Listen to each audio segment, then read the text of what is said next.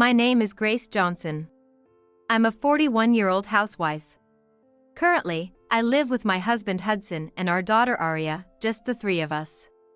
Hudson, who is a year older than me, was a senior in high school. I had a thing for older guys. And Hudson was quite the standout at school, always at the center of attention. He was tall, with a model-like face, and I remember he was probably the most popular guy in school. I fell for him at first sight as soon as I enrolled and pursued him relentlessly for 2 years until he graduated.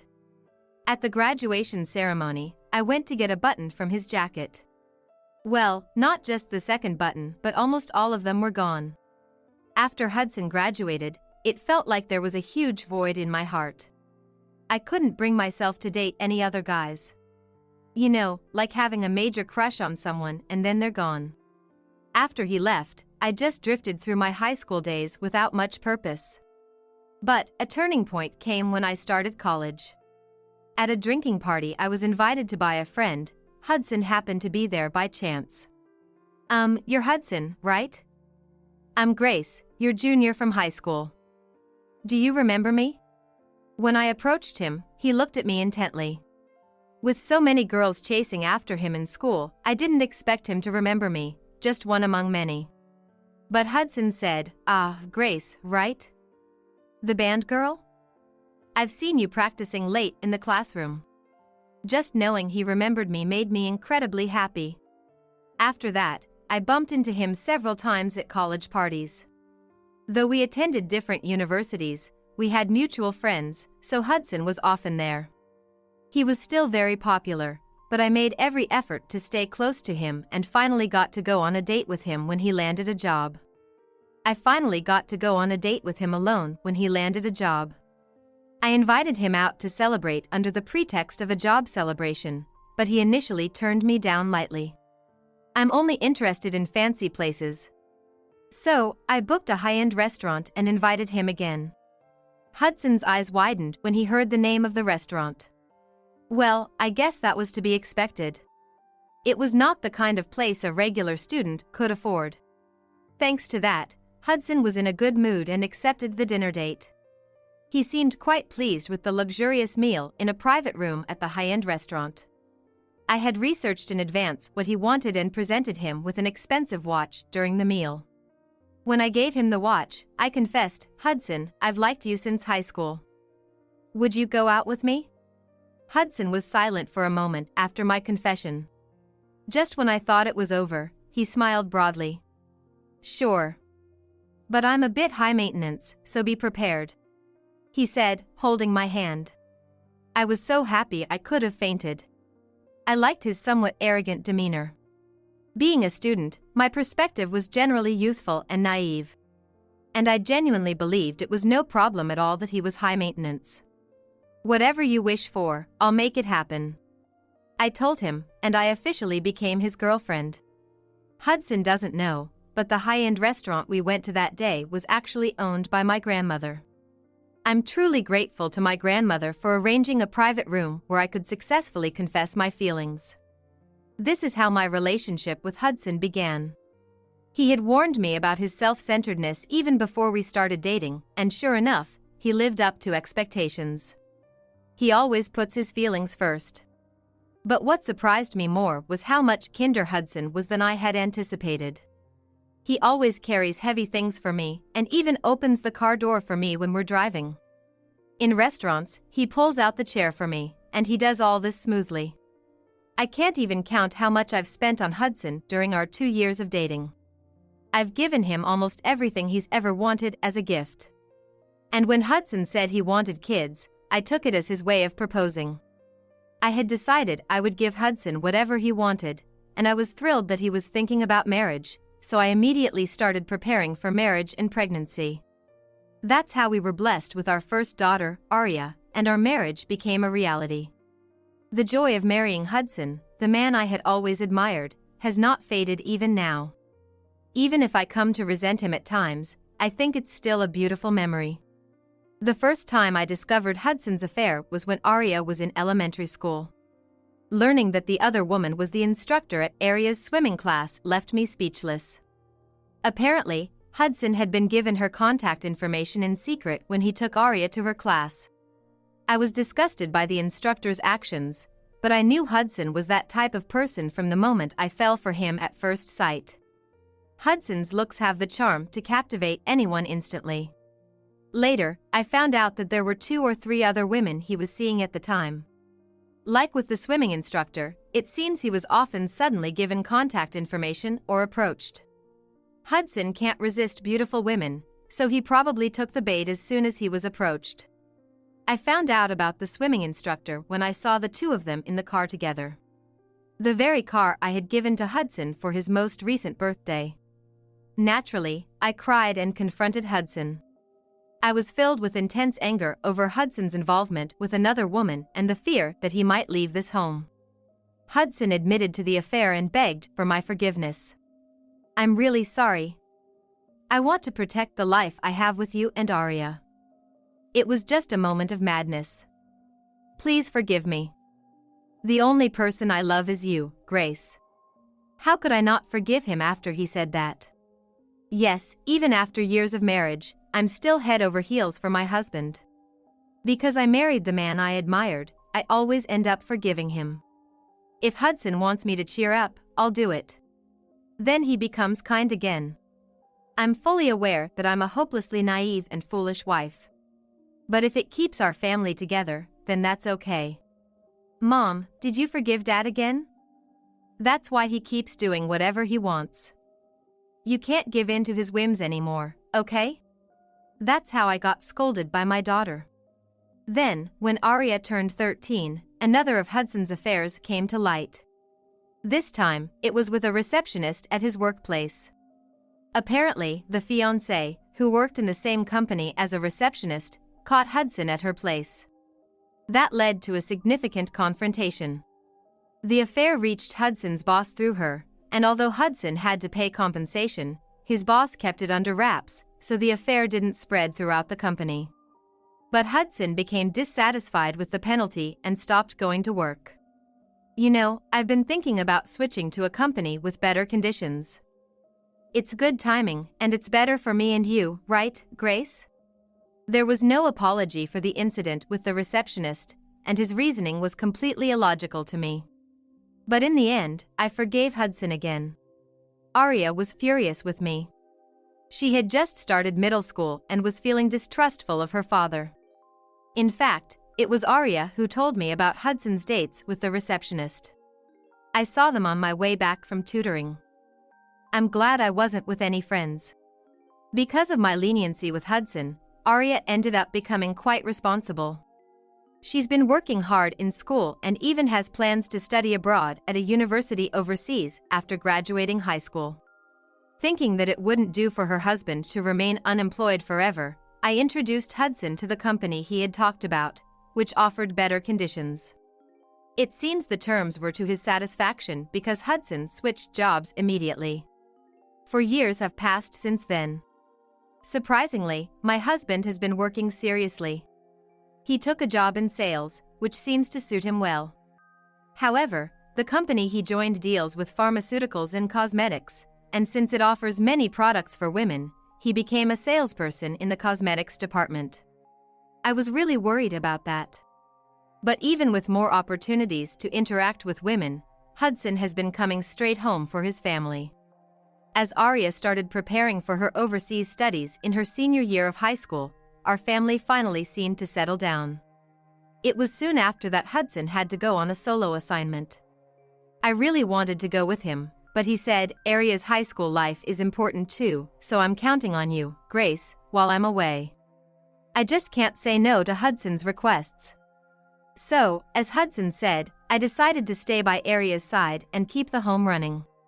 Though things between Hudson and Arya seem to be going well for now, Arya still seems to harbor a bit of resentment towards him. It's kinda weird how Dad suddenly became so tame. Well, I can understand how she feels. But these past few years, I haven't sensed any signs of other women from Hudson. Instead, he's been coming home every day and even goes out with the family on his days off. Arya might call me soft, but I want to believe in Hudson. That doesn't mean Hudson's whims have disappeared. He refused the apartment prepared by his company for his solo assignment. He didn't like the old and lived in properties. The company said it's fine to live wherever if he pays the rent himself, so Hudson chose a place he liked. The only fun I'll have on my assignment is watching TV, right? Oh, and make sure to get a brand new hairdryer too. I can't even count how much I've spent on Hudson.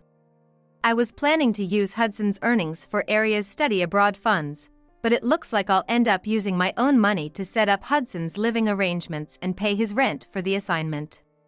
Mom, you're too soft on Dad. If he just lived in the apartment the company provided, none of this would have happened. I got scolded by my daughter and felt a bit remorseful. So, Aria went with Hudson for his move. She said if I went, I'd just give in to Hudson's demands and end up buying unnecessary things. This is the first time living apart from Hudson, and I cried when seeing him off. Aria seemed a bit exasperated, but Hudson was kind. I'll come back on my days off, so have some delicious food ready for me, he said, patting my back. 2 days after Hudson's move and Aria's return, she told me. Everything went smoothly, so don't worry. I'm glad I left it to Aria. If it were me, I might not have been able to leave Hudson because I'd miss him too much. It's been 3 weeks since Hudson went on his assignment. He said he'd be too busy to come home right away. Tomorrow is a day off, and Hudson is coming home tonight for the first time in a while. I started preparing a feast just like Hudson wanted. Aren't you going overboard with this every time? Aria would say, but I don't mind going the extra mile for Hudson. By 7 p.m., I had a feast laid out on the table, waiting for Hudson's return. But Hudson never came. When I couldn't reach him by phone, I worried that something might have happened to him. Eventually, I told Aria to eat without me, and I waited until morning, but I only managed to get in touch with him the next day at noon.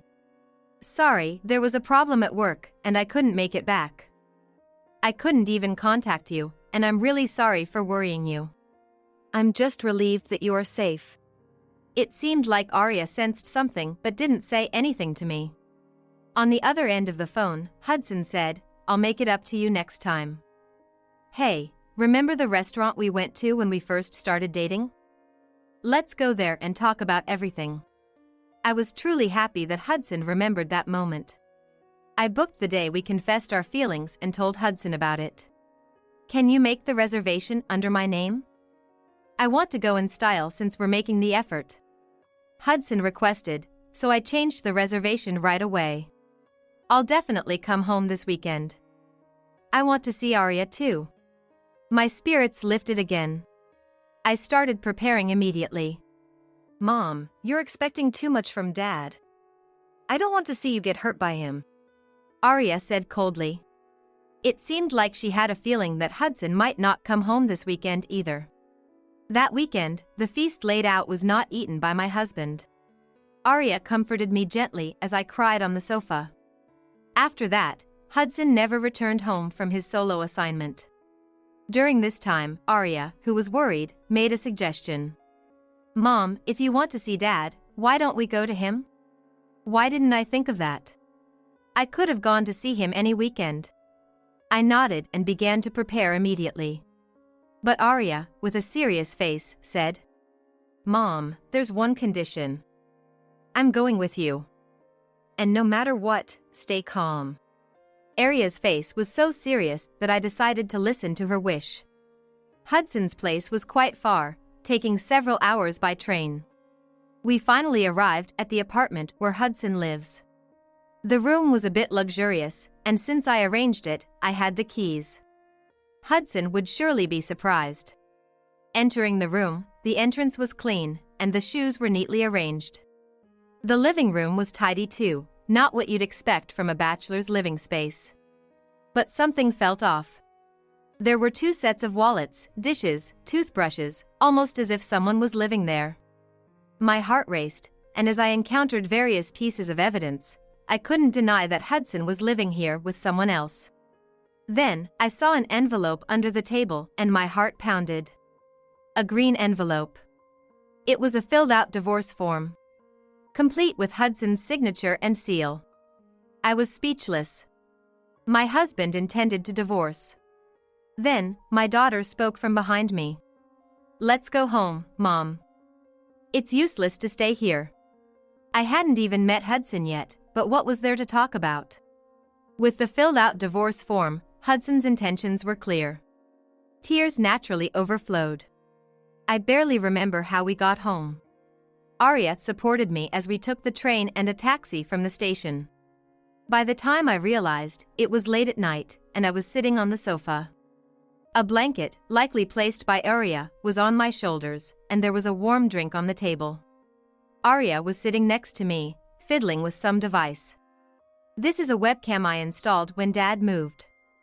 I told Dad it was so we could talk anytime, and he happily allowed it. Though he's probably forgotten by now. She likely took it with her when she left the room. Mom, I told you before we went, but please brace yourself. What I'm about to do might be hard for you, but I'm worried about you," Arya said, then played the footage from the camera connected to her smartphone. "It's okay, my wife will forgive me no matter what I do. Her family seems really wealthy, you know? They've always given me whatever I wanted whenever I asked for it." The screen showed Hudson and another woman talking. The woman he was talking to was young and beautiful. "I've managed to turn quite a bit of what I mooched off her into good money. So, I'm not really interested in her family's wealth. It's too much hassle to ask about it. My daughter's about to graduate from high school, so I'm thinking it's about time to get a divorce and free myself." I was in shock at Hudson's unbelievable words. Every time, Arya had to remind me to stay strong by saying, "Mom, hold on." After saying, "I'm sorry, Mom," Arya carried me to the bedroom. I couldn't tell if I had slept or not until morning came. When I went to the living room, Arya was already there. Seeing me, she rushed over with a worried look. She seemed to want to say something, but when I showed her a smile, her expression changed to one of relief. "Arya, I'm sorry for worrying you. I'll submit that divorce form as he wishes." Arya nodded, and we hugged each other tightly. The old me might have been consumed by jealousy and cried my eyes out. But now, strangely, I felt nothing towards Hudson. The day after we visited Hudson's house, Arya and I quickly went to the city hall and submitted the divorce form. Since then, we've been busy with Arya's high school graduation and preparations for her study abroad. There's been no contact from Hudson. He must be enjoying his life with his mistress, thinking we won't reach out. I thought he might come back on his own for Arya's graduation, but left him be when she said, "He's a stranger now." Today is the day Arya leaves for her study abroad. I was talking to a friend who came to see us off at the airport. During that time, I was checking my smartphone to see if there was anything I had left undone. I've cancelled the old mobile phone, and the sale of the house is complete. Hudson's things have been sent to him, so that's settled. Oh, and I need to cancel the lease on that apartment by the end of next month. As I was muttering to myself, Arya, having said goodbye to her friend, came over. "Mom, it's almost time." I nodded and followed her, pulling my carry-on. Today, Arya is setting off for her study abroad. And I've decided to move abroad as well. There's no need for me to wait for Hudson at home anymore. Arya and I are starting a new life together. I've cancelled the old mobile phone and sold the house we lived in. Arya and I will disappear from Hudson's life without leaving anything behind. That was his last wish. Today was supposed to be the reservation at that restaurant. He hasn't contacted me. Probably, he wanted the reservation under his name to impress some woman. I'll ask Grandma about how he's doing tomorrow. It adds to the excitement of starting a new life. It's been a week since Arya and I moved abroad. We've finished moving in the packages, and our life is starting to settle. The day after we arrived, I called Grandma according to her time zone. She knew about my divorce from Hudson. And she told me about the restaurant. That day, he brought a woman to Grandma's restaurant. Just like 18 years ago, booking a private room in the high-end restaurant. Of course, there's a charge for using a private room at this place. When it came time to pay, Hudson's eyes widened at the amount. When I went with him, there was a discount because of my face pass, but this time it had nothing to do with me. There was no discount, so he must have paid the regular price. However, Hudson would never do something embarrassing. I assumed he presented his card as if nothing was wrong. Though my grandma mentioned his hand was shaking a bit at that moment. I suspect Hudson must have called me afterwards. Probably asking for money. But my number has been cancelled. Hudson must have felt something was off, but he doesn't know my current contact information. Of course, Aria's number has been changed too. I wonder how he's doing. And now, a month has passed since we arrived overseas. Hudson must be in trouble by now. The apartment he's living in is under my name and is due to be cancelled at the end of this month. He should have received a prior notice, but I wonder if he's realized it. It'd be fine if his roommate is someone he can trust. While thinking about this, Aria spoke to me. A friend from back home contacted me. Someone was making a scene at the place where our house used to be. Aria thought it was Dad. Dad seems to be in quite a panic. Just imagining Hudson in a panic is funny. His handsome image is ruined. Mom, what do we do? Go back home for a while? I had thought we'd need to talk to Hudson eventually. But I don't want to meet him. We're not going back. But I will talk to Dad. Aria tilted her head, but I had a plan. This is really the end. Let's face him properly and say goodbye. Aria and I took a nap to adjust to the time difference, preparing for the face-to-face with Hudson. We're no longer a couple, but let's settle this once and for all. Hudson must be sufficiently damaged by now, but that's not enough for me. I've decided not to forgive Hudson. Aria and I sat on the sofa, staring at the webcam above the TV. Soon, my smartphone received a call. They were ready. When I turned on the TV, Hudson appeared on the screen. With a few adults watching the situation in the background. Wah. Grace? Aria too. Where are you guys?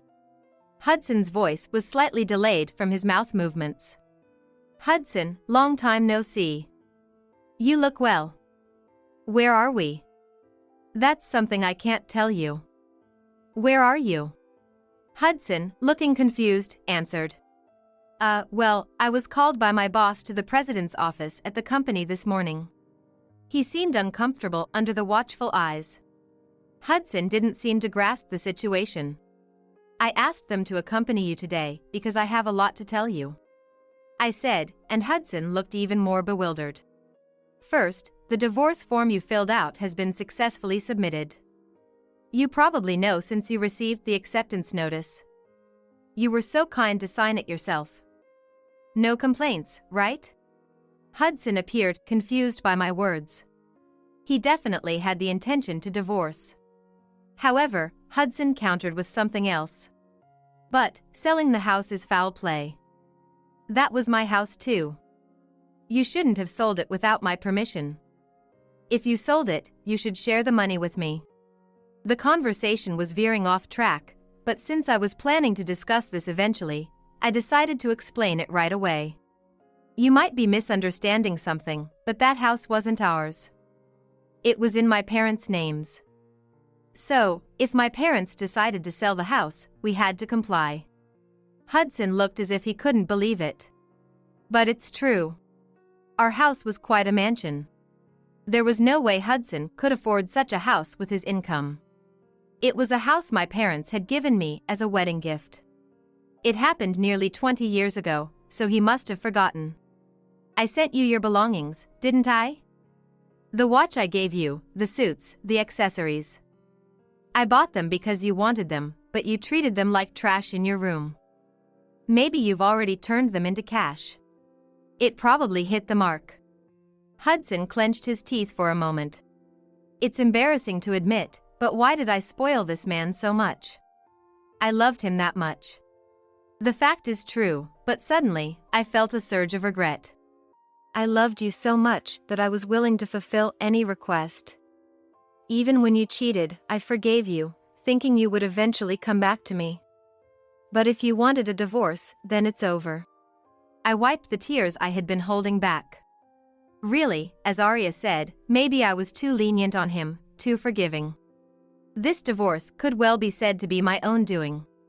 Seeing me like this, Arya spoke up. Dad, Mom has been waiting for you all this time. No matter what I said, Mom believed in you. You betrayed her, Dad. I won't forgive you. Arya played the recorded voice of Hudson that she had captured. Where did you get this recording from? Hudson was clearly shaken. Arya also showed a picture of Hudson with another woman on the screen. Dad, unlike Mom, I've always doubted you. Sorry. I really wanted to prove your innocence and looked into things, but the more I dug, the more evidence of your affairs I found. You've been pretending not to cheat these past few years, but you've really been playing around quite a bit. Arya presented facts I didn't know.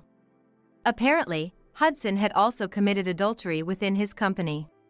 Arya had contacted my parents in advance and investigated Hudson's infidelity. No wonder you were coming home properly.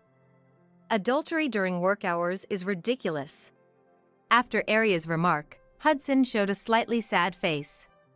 I don't know who you're living with now, but it can be found out. Since Mom can't say it, I will. Dad, we're going to sue you for compensation. Hearing about compensation, Hudson stood up from his chair. He started getting angry, his face turning red.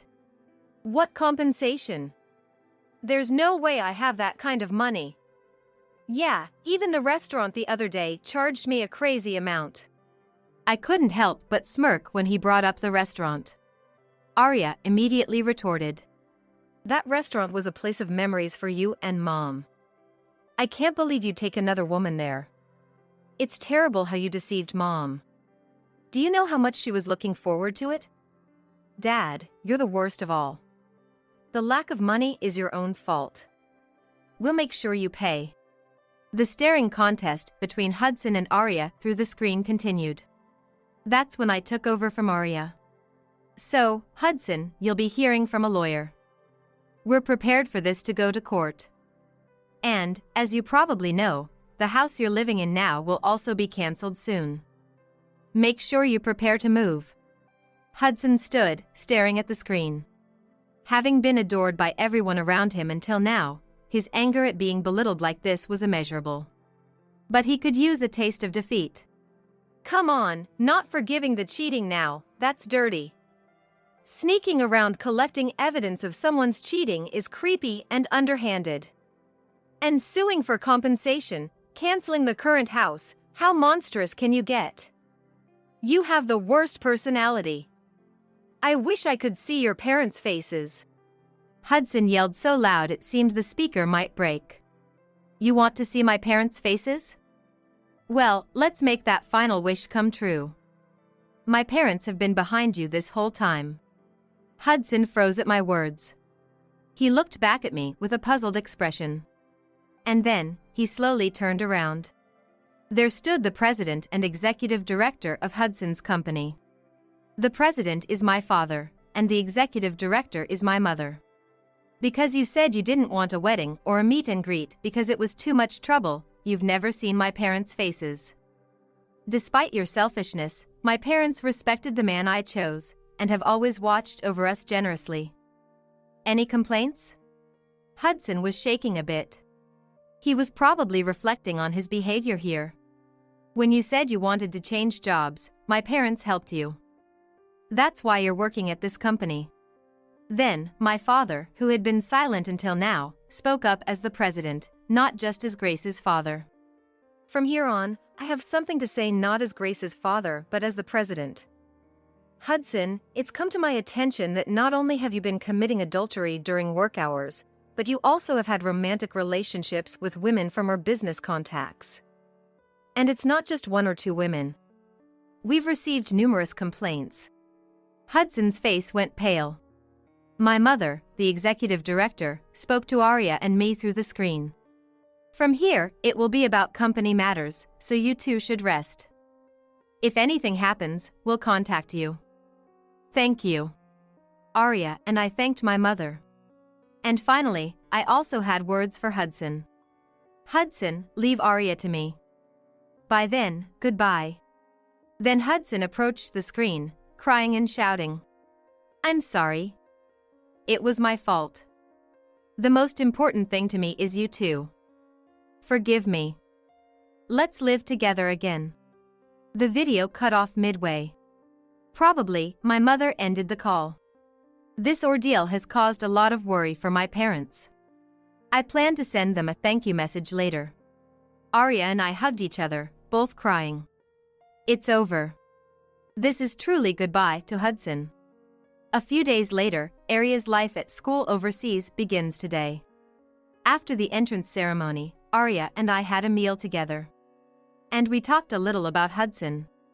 In addition to betraying me, Hudson had issues with his work attitude at the company and seemed to have angered my parents considerably. Moreover, it was revealed that he had been having affairs with various people related to his work, naturally leading to his inability to stay at my parents' company. Apparently, his way of doing business also caused some losses, and the company is considering suing him for damages. The woman Hudson had been living with, who knew he was married and was a co-worker from the same company, has agreed to the compensation claim and paid in full. Whether their relationship continues is unknown. Having lost everything, Hudson reportedly started a night job through an acquaintance.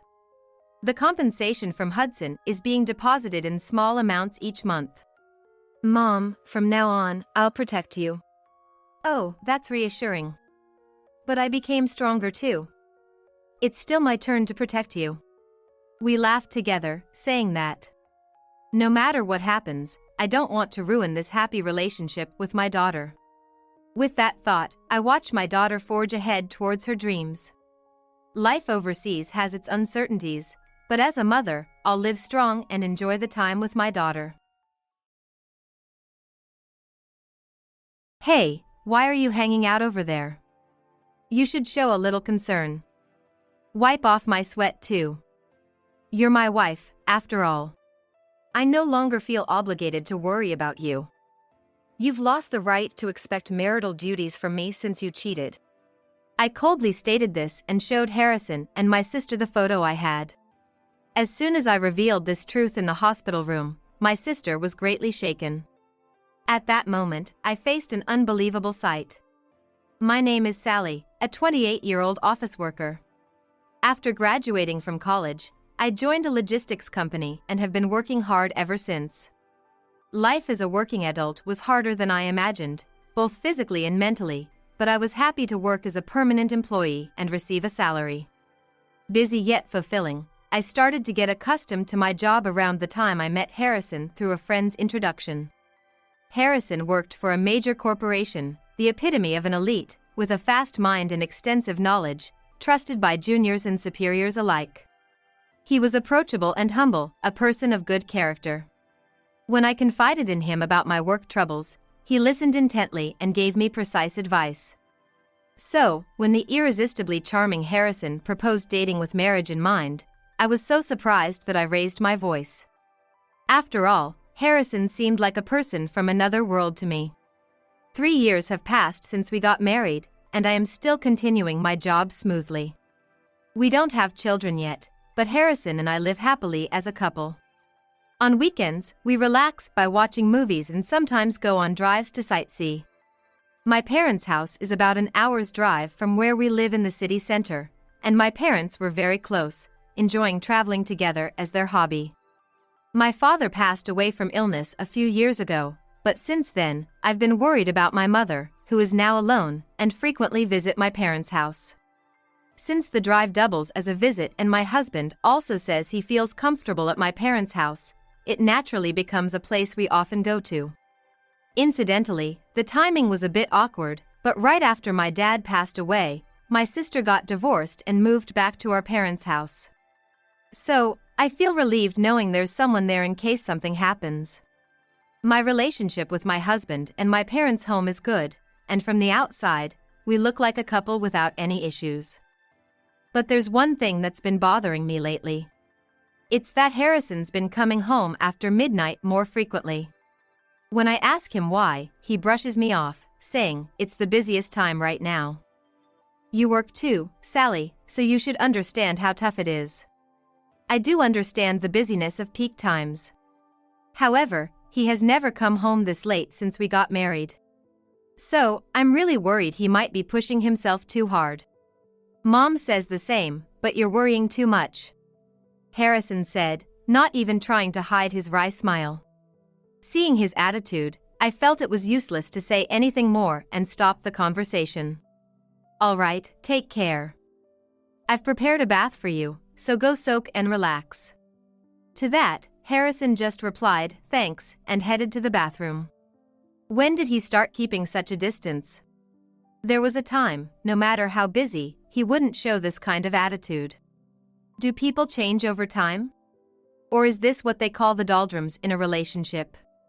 Despite the lingering unease in my heart, I decided to just go to bed and was about to head to the bedroom when something brightly colored caught my eye from Harrison's bag on the sofa. Curiosity got the better of me, despite thinking I shouldn't snoop through his things, and I picked it up. The emotions I had tried to suppress came flooding back. It was a red watch. And it was the one I had given to my sister. It was a watch from her favorite brand that I had custom-made for her birthday last year. She seemed to really love it. Worry races through my mind, but there's no point in dwelling on it. I have to get up early tomorrow, but at this rate, I don't think I'll be able to sleep. After a while, Harrison came out of the bath and entered the bedroom. "Hey, Harrison, I hate to bring this up before bed, but there's something I need to ask," I started. Harrison looked a bit troubled and said, "What's up?" but I continued without hesitation. "Why do you have this?" I said that, showing him the red watch. Harrison's face changed. "Oh, this. I borrowed it because I wanted to check the time, but I accidentally took it home with me. I was planning to return it the next time we met but forgot," Harrison explained. "I see. That puts my mind at ease. That's all I wanted to ask. Good night," I replied. Harrison didn't say anything and got into bed. But even after that, the unease in my heart didn't clear, and I ended up hardly sleeping until morning. Ever since that incident, I've had many anxious nights and finally ended up getting sick. I could tell I had a fever without even using a thermometer when I woke up. My body felt like lead, and my head throbbed continuously. It seems I've caught a cold, probably from pushing my sleep-deprived body too hard with work and household chores. When I called in sick to work, they told me to make sure to go to the doctor, but I was in no condition to drive, and I didn't have the energy or willpower to walk to the clinic. Harrison had already left the house, so getting a ride from him wasn't an option either. I had no choice but to spend the day resting in bed. If it were the old Harrison, he surely would have taken care of me, and just thinking about that made me sad. So, I tried to shake off those feelings and closed my eyes. When I woke up, the sunlight streaming in through the window was illuminating the houseplants in the room. It seems I had slept soundly. Thankfully, the terrible headache had eased, and I felt much clearer. However, I still wasn't well enough to walk around outside energetically. I reluctantly decided to ask Harrison to pick up some medicine and ingredients for dinner on his way home, and I grabbed my smartphone. Feeling sorry for bothering Harrison when he was likely busy, but thinking it's okay to lean on him a bit when I'm feeling sick, I immediately made the call. "Hello, Harrison? It's me." "What's up, Sally?" "I'm still at work." "What do you need?" I wanted to say there's no way to talk to your wife like that, but I didn't have the energy to start an argument. "I'm really sorry to bother you while you're busy. I've had a fever since this morning and called off work. The fever hasn't gone down, and I can't go out to shop. Could you pick something up on your way home?" Then, my husband sighed. "Oh, you're just being too soft on yourself." "Excuse me? I think taking care of yourself is part of your job as professional. Aren't you self-aware enough?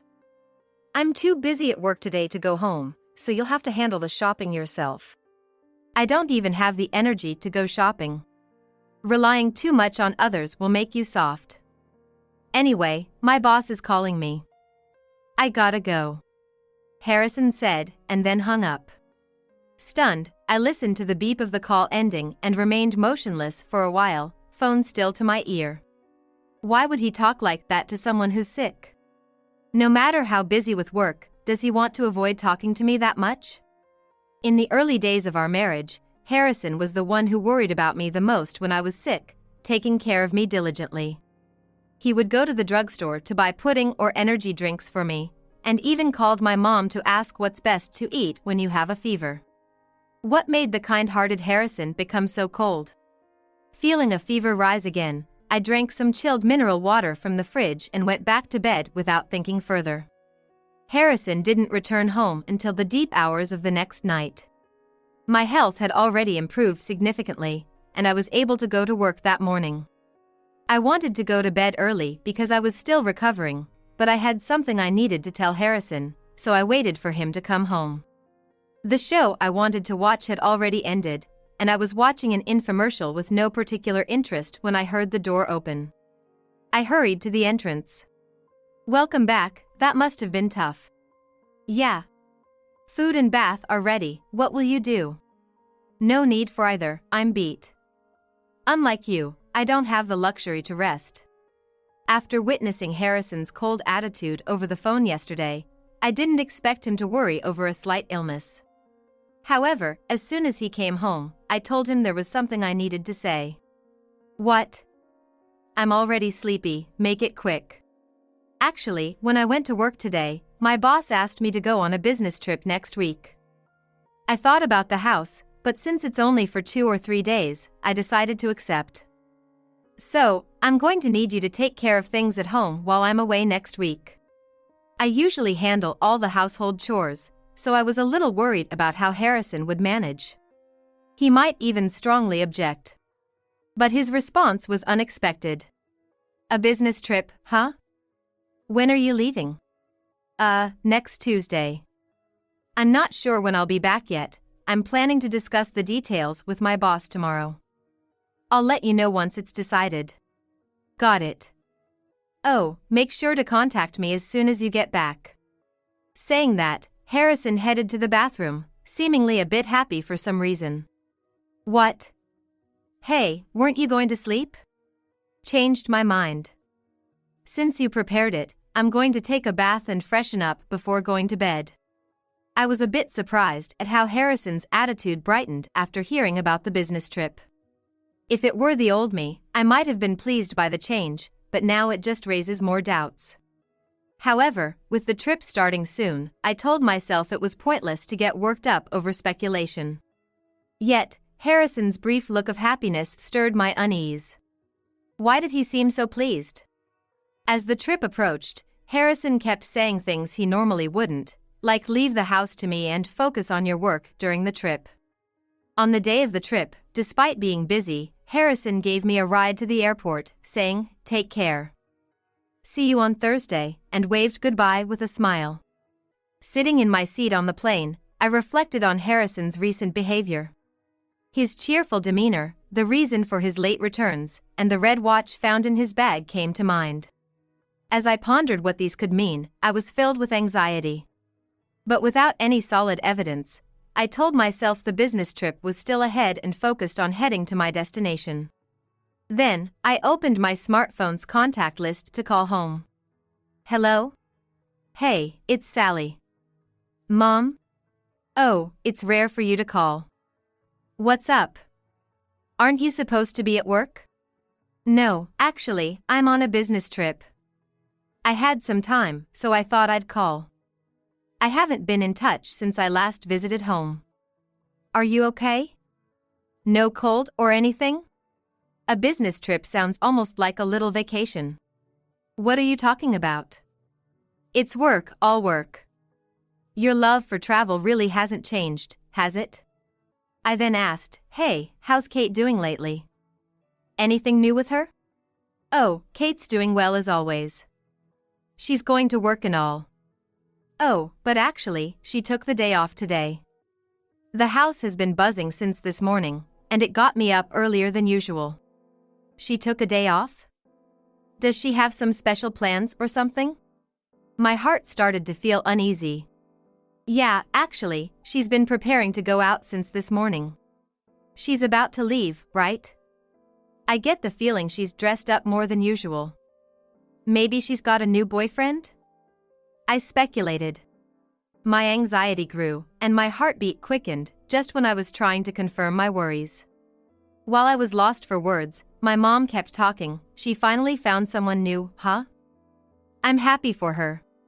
Slowly, I moved the phone away from my ear, feeling my mom's voice fade as I eventually ended the call. Leaning against the door, I stared intently at my smartphone's screen. After a while, I opened the call screen again and pressed the dial button. That night, after finishing work and returning to the hotel, I lay in bed feeling as if a weight was crushing me with fatigue. Of course, during work, I focused on the meetings with clients, not letting thoughts of those two distract me. At this point, there's no concrete evidence of an affair. So, there's no use in dwelling on it. Yet, my brain was working overtime, trying to fit any potential evidence to the case. Wondering when and if Harrison and Kate have been together lately, or maybe Kate was just dressing up for herself. And maybe Harrison was just really busy with work. But then, why did he seem so elated that time? Why didn't he show any concern when I caught a cold? I thought about calling my mom again, but asking the same questions several times a day would raise suspicion, and even if the two were meeting, it's not likely my sister would tell the truth to our mom. Oh, this is pointless, let's just focus on work for now, I decided to switch gears. Then, on Thursday night, after successfully completing the 3-day business trip, I was relaxing on the sofa at home. Unusually, Harrison had already come home, and we spent some quiet time together for the first time in a while. Everything was okay at home while I was away? Yeah, no problems at all. And the 3 days went by quicker than I thought. Really? It felt quite long to me. But I'm relieved the house isn't as messy as I imagined. Did you eat out? Yeah, mostly fast food. I managed to do the laundry even without Sally here. That's good. Oh, I bought some sweets, let's have them together. Sounds good, he replied, and I quickly prepared some tea and snacks. It was rare for us to enjoy a peaceful conversation together. This might be the perfect opportunity to clear up those suspicions. By the way, what were you up to while I was on the business trip? Oh. Work, obviously. You're not thinking I was meeting some other woman, are you? Sorry, I didn't mean it like that. I was just wondering what you were up to since it's the first time you've been alone since we got married. We always go back to our parents' house together, after all. I casually brought up the topic of going home, but Harrison's reaction didn't change. Speaking of going home, it reminded me of something. I talked to Mom for the first time in a while on the way back. I was surprised to hear that Kate might have a boyfriend.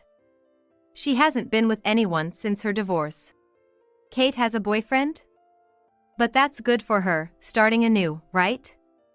That's great. Yeah, it is. Harrison was completely unfazed and casually ate the cake I had brought back as souvenirs. Seeing how calm he was, I didn't feel like pursuing the topic any further, and it ended there. A few days later, it was decided that Harrison would be going on a business trip to another region. Unlike my trip, this one seemed to be a long-term assignment.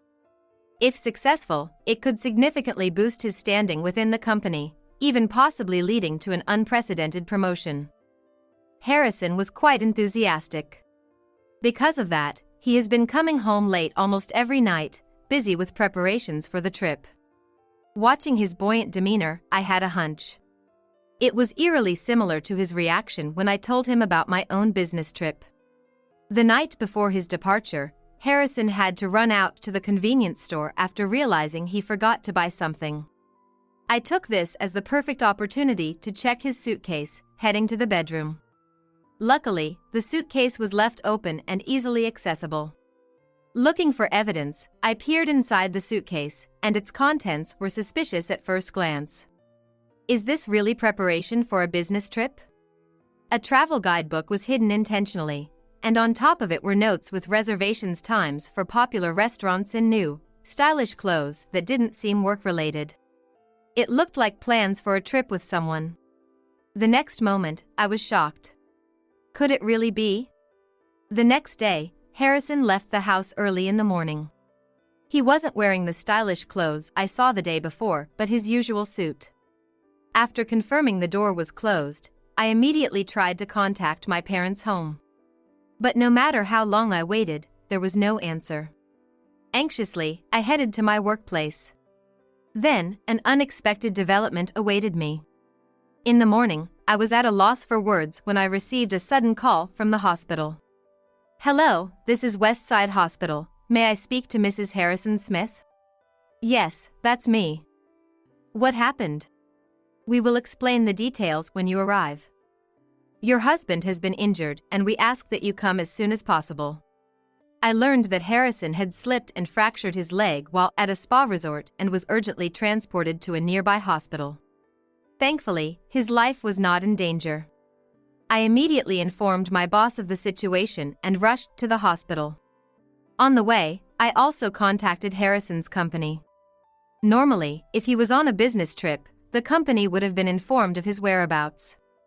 "I'm really sorry to trouble you, but this is Harrison Smith's wife, Sally Smith.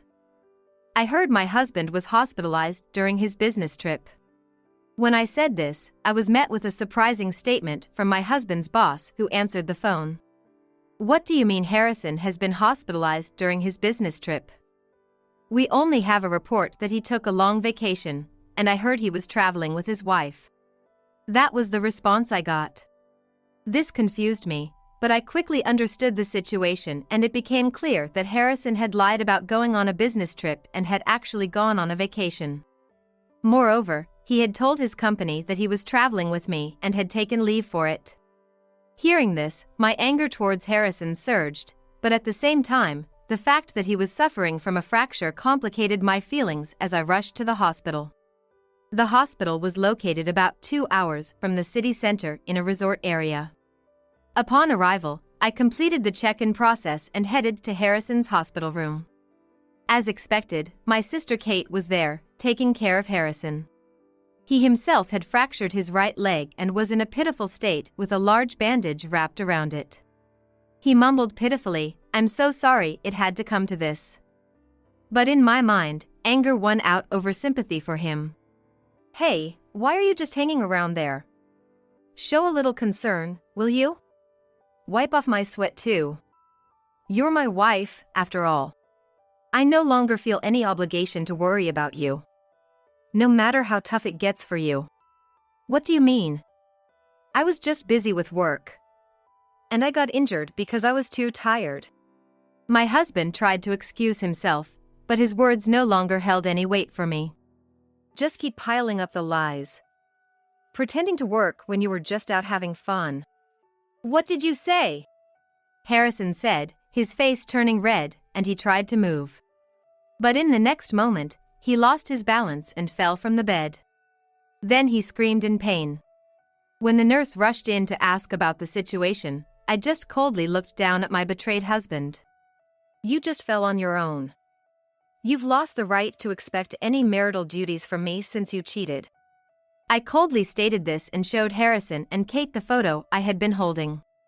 Yes, on the day I told Harrison I was going on a business trip, I felt something off about Harrison's satisfied behavior and Kate's actions, so I hired a detective to monitor the two of them together over 3 days.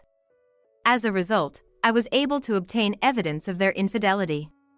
The photos provided clearly captured the moments of Harrison meeting up with Kate at a hotel. As soon as I revealed this truth in the hospital room, Kate was greatly shaken. She desperately denied it, saying, "No, it's not me, the real person isn't me," while opening the curtain to the next bed. At that moment, I faced an unbelievable sight. Behind the curtain was my mother. And she was more severely injured than Harrison. Faced with this situation, my mind was in turmoil. "Wait, why is Mom here?" Then Kate began to speak calmly. "Listen to the truth. Harrison's affair wasn't with me. It was actually with Mom." This shocking revelation left me frozen. It was true that my mother and Harrison had been traveling together, and an accident in a mixed-gender bath led them both to be rushed to the hospital. Kate continued to explain how much our mother had been struggling since our father's death, how envious she had been of my relationship with my husband, and that she had been in contact with Harrison behind my back. I don't want to hear any excuses anymore. To my mother, who apologized with a sorry, that's all I could say. This whole situation is beyond abnormal. And you knew everything from the start, I said, feeling disappointed in Kate. The reality that my mother and my sister's husband were involved was hard to accept. Why did you keep silent about it? To my question, Kate sighed. Ever since Harrison and Mom started their affair, I've been desperately trying to fix things without you knowing. Then, Mom asked me to pretend to be the affair partner in case things got exposed. I couldn't say no. Hearing this made me angry. Did you even consider me for a moment during all this? Kate answered quietly. It was a tough time for me too. I wanted to do something about Mom's loneliness. And I felt she became happier since Harrison started coming around. I was speechless. My own family was this selfish and morally corrupt. And there's this evidence too, Kate said as she pulled out an IC recorder. She had recorded conversations between Harrison and my mother, just in case, to prove her own innocence. When she pressed play, Harrison and my mother's voices were clearly recorded. Their conversation, and their laughter talking about me, was audible. At that moment, Harrison suddenly exclaimed, "No! That woman came on to me. I tried to reject her, but she kept coming after me every time." I stared at Harrison calmly. "Do you really think that? Then why are you talking so happily here?" And to Harrison's words, my mother retorted indignantly. "You're the one who said you were drawn to the allure of an older woman and approached me. Stop lying. Just because you're a bit younger doesn't mean you can be so delusional." Both parties were blaming each other, but who seduced whom first is no longer important. I don't want to be involved in this anymore. I still have work to clean up. Sally, you have your sister, after all. Kate said, trying to leave, but I stopped her. Wait, you're not innocent in this. You're a perpetrator too. What? How can you say that? Sure, my mother and Harrison's betrayal is unforgivable. But Kate, knowing the truth and cooperating with the deception, is just as responsible. I plan to demand compensation from all of them and never let them forget the pain of betrayal. A few days later, I hired a lawyer to proceed with the divorce from Harrison. I was also successful in obtaining a significant settlement from him and my mother. It was later revealed that the reason for Kate's divorce was her own infidelity. So, it makes sense why she could act this way. And Kate is still trying to reconcile with her ex-husband, but has been firmly rejected. As for Harrison, after being discharged, he returned to work, but the atmosphere was quite uncomfortable for him. His bad reputation spread throughout the company, and he was eventually transferred to a regional branch, where he is isolated. Meanwhile, my mother has been forced into a wheelchair life due to the accident and is spending her days in bitterness being cared for by Harrison. This self-inflicted situation couldn't be more fitting for them. I've completely cut ties with them and decided never to associate with them again. For now, I plan to enjoy my single life and focus on my work instead of love. My boss invited me to play golf, so I'm off. My husband said, just before our son's middle school entrance ceremony was about to start. My husband, who has never done household chores or parenting, has never properly attended our son's school events. However, seeing many families attend the elementary school graduation ceremony together, I asked my husband to join me for the middle school entrance ceremony. Usually, he would brush off everything with "I have work," but this time, he took a day off for the ceremony. I was surprised that he actually took the day off. I thought it was a good idea to ask him, as both our son and my mother-in-law were happy to hear he would be attending. Yet, as the time for the ceremony drew near, I couldn't find my husband anywhere. When I called him, I couldn't believe what he said. Despite having taken a day off for our son's entrance ceremony, he had just decided to go play golf with his boss. I was stunned by his actions and couldn't understand what he was thinking. But I knew I had to be there to witness our son's proud moment. Entering middle school is a testament to our son's brilliant growth. It was when I was watching our son. A certain person visited the golf course where my husband was. As a result, my husband ended up pale and trembling. Why are you here? My name is Chloe. I'm a 40-year-old office worker. While living with my husband and son, I've started a management position this year and have been busy both professionally and personally. My husband is Joseph, who is 2 years older than me. Our son Lucas is soon to graduate from elementary school. We're a full-time working family, and I returned to work about 6 months after giving birth to Lucas. The main reason was that we were lucky to get him into daycare at the start of the fiscal year. I loved my job and missed it even when I was on maternity leave. I was planning to return to work without taking full parental leave when we got the notification from the daycare. I remember looking forward to getting back to work. However, looking back on that time, when I was juggling work and family while sending my son to daycare, it was hectic. I was always running against time and frequently called by the daycare. There were many times I thought I couldn't handle it anymore. My mother-in-law was always there to help. She lived a few minutes' walk from our house and would pick up Lucas from daycare. I couldn't take him to the hospital when he was sick. My father-in-law had passed away from illness before Lucas turned 1. So, my mother-in-law lived alone and always told me, "You can rely on me anytime," and she truly was a big help.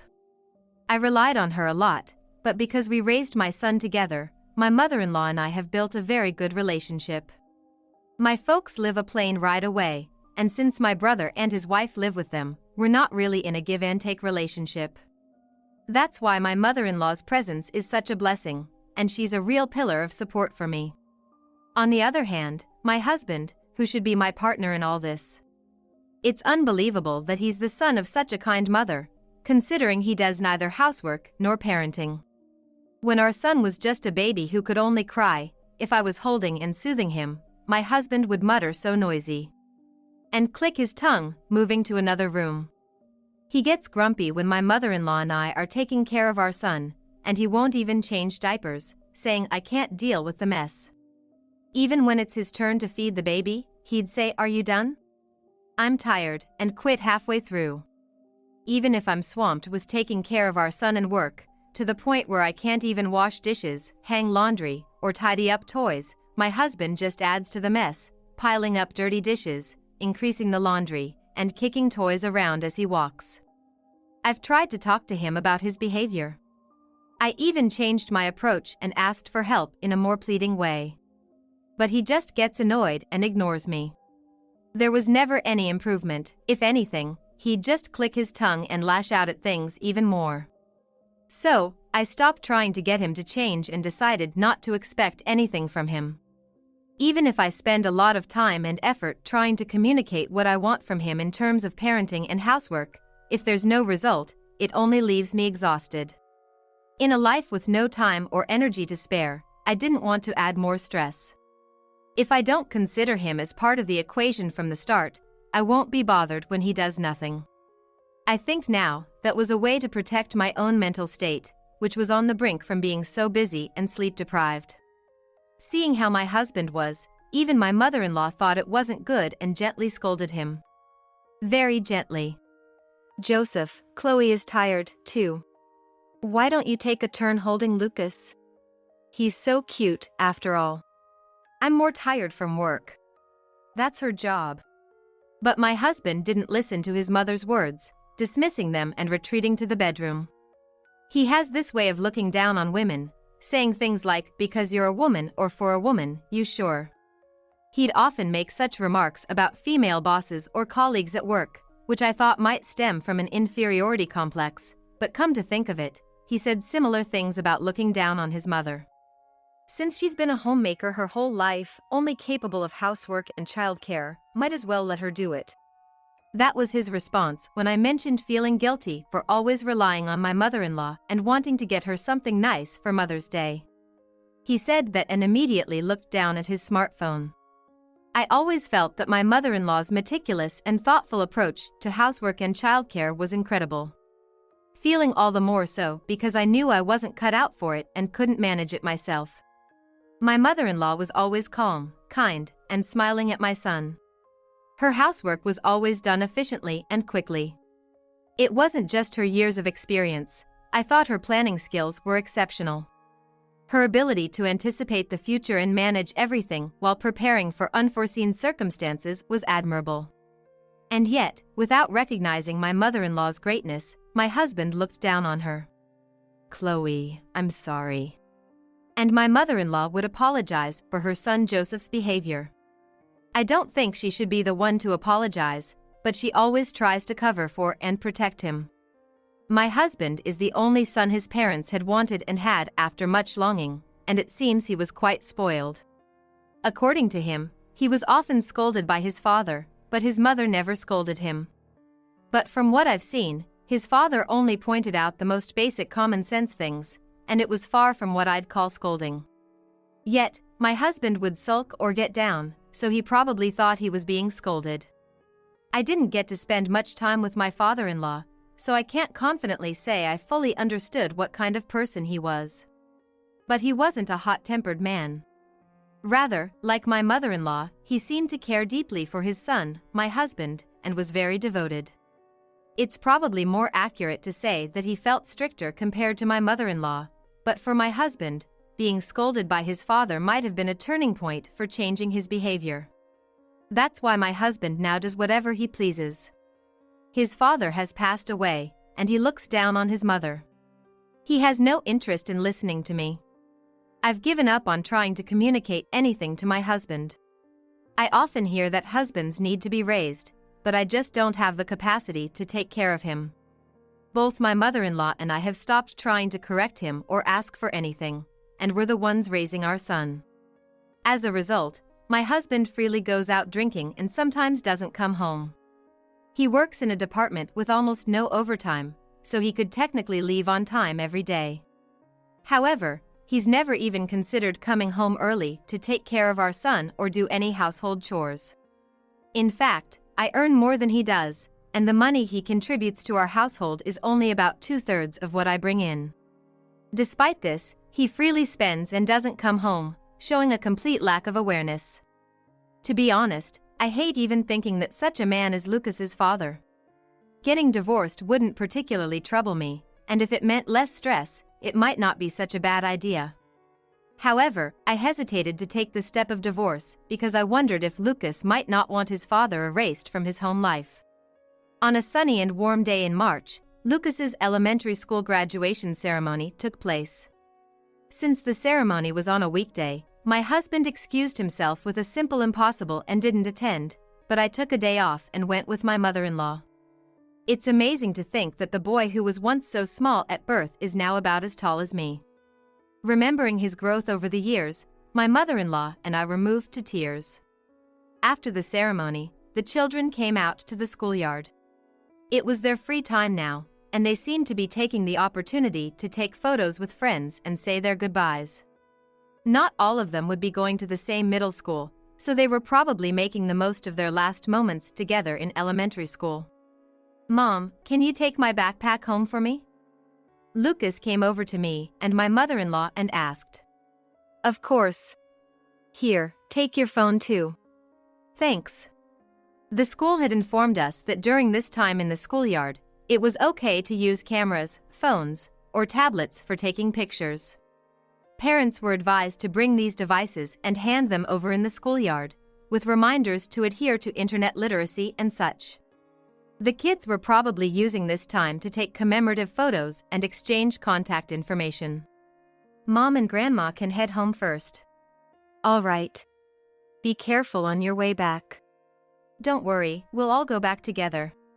Lucas glanced around casually, and his gaze landed on his classmates who were happily chatting with their parents.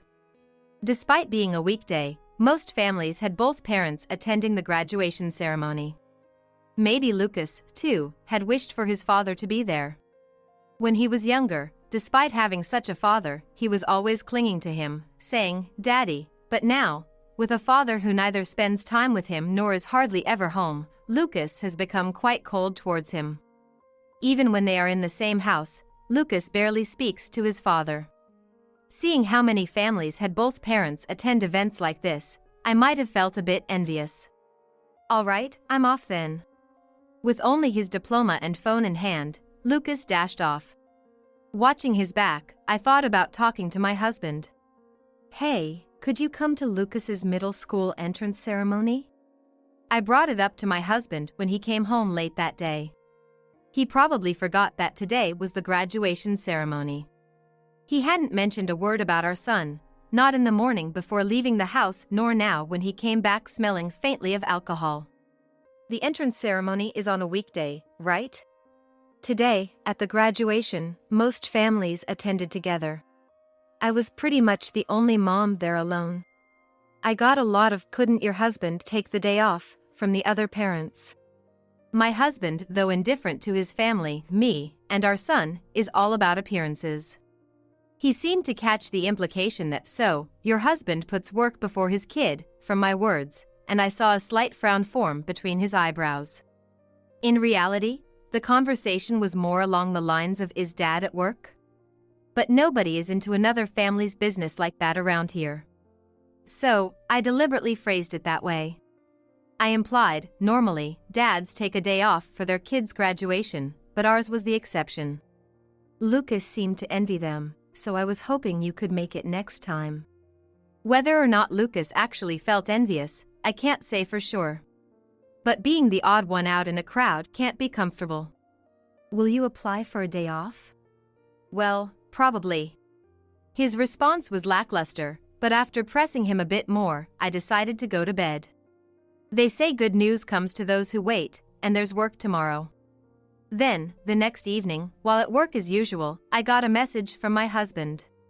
I got the day off for the entrance ceremony. I was surprised he acted so quickly, considering our conversation just yesterday. Perhaps my remark about being the only family without a dad present at the graduation had an impact. When I got home, I told Lucas. "Both mom and dad will go to the entrance ceremony." Lucas looked surprised, but slowly seemed to digest the news. It might be the first time his dad has ever attended a school event. So he could be a bit shaken, but he seemed happy, and his expression softened. I also messaged my mother-in-law that my husband would be attending the entrance ceremony. She was originally planning to come with us anyway. I could tell she was happy from her message back. She had apologized for my husband's behavior so many times before. Seeing him act like a father must be a relief. For her, the opportunity for 3 generations to celebrate together must be precious.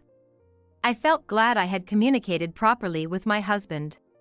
It would be wonderful if we could all greet the entrance ceremony with happy hearts. On the day of Lucas's entrance ceremony, I was walking to a store in my neighborhood. Because, as I was leaving, I snagged my stockings. I hadn't worn such thin stockings recently, so I carelessly caught them with my rough, dry fingers. So, I decided to leave home early, buy new stockings at the store, and then head to the middle school. My husband said he would go directly to the office after the entrance ceremony, planning to bike to the station for a direct route. Therefore, he left the house later than I did, who was walking. "Don't forget to lock up," and with that, I left before him. After securing new stockings and carefully putting them on, I made my way to the middle school again. Arriving at the school, I saw many parents registering and entering the venue. There were more parents than in elementary school due to the increased number of students. It was very lively. The kids had gone to school earlier. They were probably now with their new class, teacher, and classmates. "Chloe?" "Oh, hi." I had just finished checking Lucas's class and registering when my mother-in-law called out to me. It was good that we found each other easily. "Where's Joseph? Hasn't he arrived yet?" "He said he'd come by bike, so I left the house before him." "Oh, is that so? Let's look around then." We checked the bike parking area and the entrance of the gym. But we couldn't find my husband. The deadline for entering was approaching. I took out my phone and called my husband. Hello? Where are you? I'm driving. Why? By car? To work? But he was supposed to go to work after the entrance ceremony. And he shouldn't have parking at work if he drove. I got invited to golf by my boss. He noticed yesterday that I took the day off. What? According to my husband, his boss called him while he was preparing at home. He was invited to play at a golf course not too far from our house, and so he quickly got ready for golf and left. I was so frustrated that I couldn't find the words to respond. I was too angry and astonished, and my energy just drained away, leaving me speechless. You took a day off for Lucas's entrance ceremony, right? Yeah, but it's nearby. Golf or your child's entrance ceremony, which do you think is more important? I gotta hang up now. The call abruptly ended, and I was left in shock. I thought I knew he was no good, but I didn't realize he was this terrible. Chloe? What happened to Joseph? My mother-in-law's voice brought me back to reality. Lucas was looking forward to it. I had unnecessarily raised his hopes, only to betray them. I shouldn't have tried to get my husband to attend from the start. Those thoughts were swirling in my mind. In that state, I told my mother-in-law everything about the conversation. "Can you leave it to me?" After listening to my story, my mother-in-law said just that in a low voice. Looking closely, I noticed her hand holding her bag was slightly trembling. Are you all right? Sorry, Chloe, you go watch Lucas's proud moment, she said before turning on her heel and walking away. From her words earlier, it seemed she wouldn't watch the entrance ceremony either. Honestly, I wanted to go back home too. The emotional shock felt like physical fatigue weighing on my shoulders. But Lucas was expecting his parents to be there. If both of us were absent, how heartbroken would he be? So, at least I had to properly witness how much my son had grown. Today was supposed to be a joyful day. I took a deep breath and made my way to the gym where the entrance ceremony was being held. After the ceremony ended without any issues and I had finished everything, I met up with Lucas. I couldn't tell if he had seen me during the ceremony. But once we were in the schoolyard for dismissal, it was obvious that his father wasn't there. However, Lucas didn't mention anything about it. I couldn't bring myself to tell him about his father's actions. It was too cruel. And I didn't want to make excuses that he was at work or anything like that. Without touching on that subject, I was discussing with Lucas where we could eat lunch. My phone in my bag started vibrating. Pulling it out, I saw a call from my mother-in-law. Hello? Chloe? I'm sorry for suddenly disappearing. Has the entrance ceremony finished? Yes, we were just talking about where to go for lunch. Could you come home after you've eaten?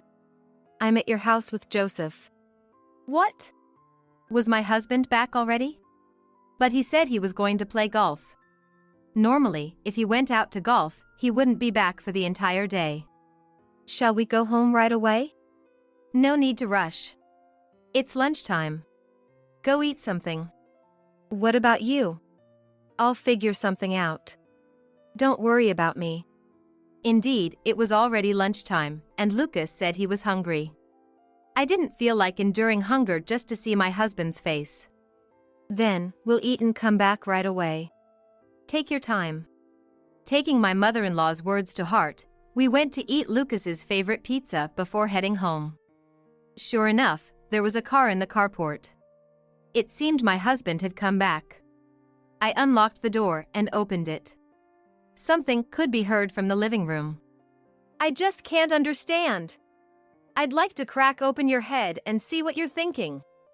Gently opening the living room door with Lucas, we were startled by the loud voice. To my surprise, it was my mother-in-law, whom I've never seen raise her voice like this before. My husband was sitting, his face pale and trembling. In front of him stood my mother-in-law, a stark contrast to her usual calm demeanor, looking furious. Welcome home. Noticing me and Lucas frozen near the door, my mother-in-law greeted us with her usual tone and expression. Though I felt relieved, my husband remained bowed and trembling. Lucas, I'm sorry we couldn't attend your entrance ceremony. I had to go catch Joseph. My mother-in-law apologized to Lucas. Wait, had to go catch him? What do you mean? I went to the golf course, grabbed him by the scruff of his neck and brought him back. What? I couldn't imagine my mother-in-law doing such a thing. But since my husband was here, it must be true. You managed to bring him back.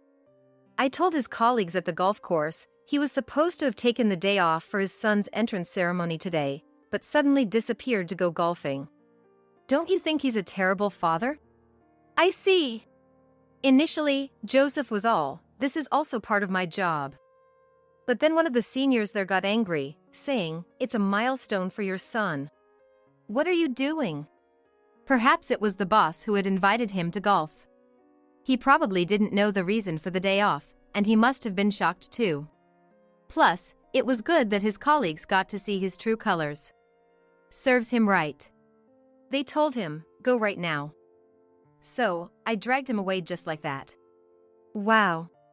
He must have been quite surprised when I showed up. He let out such a pathetic scream. It's embarrassing for a man his age. My mother-in-law sighed.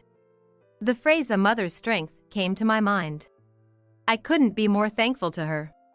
I couldn't have brought him back or had a serious conversation about this matter on my own. Thank you.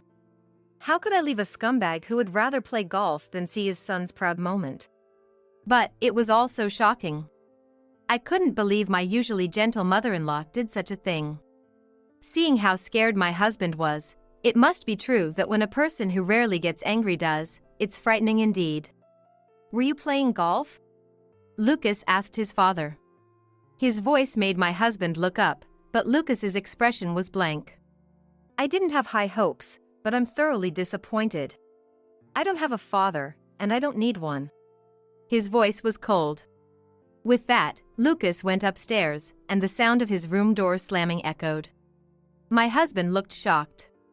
He deserved to be told off, and he had no right to make that face. I don't need a son like this either. My mother-in-law added insult to injury. All you ever do is what you want.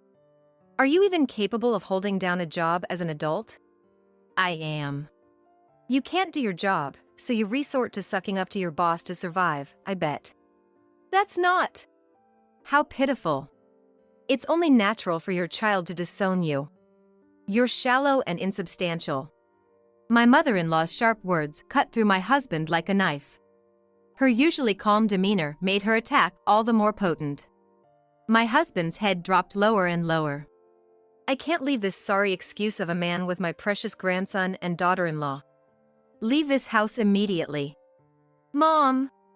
Don't call me mother. It makes my skin crawl. Hey! You must have some clothes in that golf bag of yours. Take it and get out. I had no role to play in this scene. True to her word, my mother-in-law kicked my husband out. She dragged him by his clothes, kicked him out the door, closed it, and locked it. Without a key, my husband couldn't re-enter the house. Oops, I guess I showed you an embarrassing side of me. My mother-in-law said with a shy laugh as she turned around. Somehow, all the tension left my shoulders, and I couldn't help but laugh too.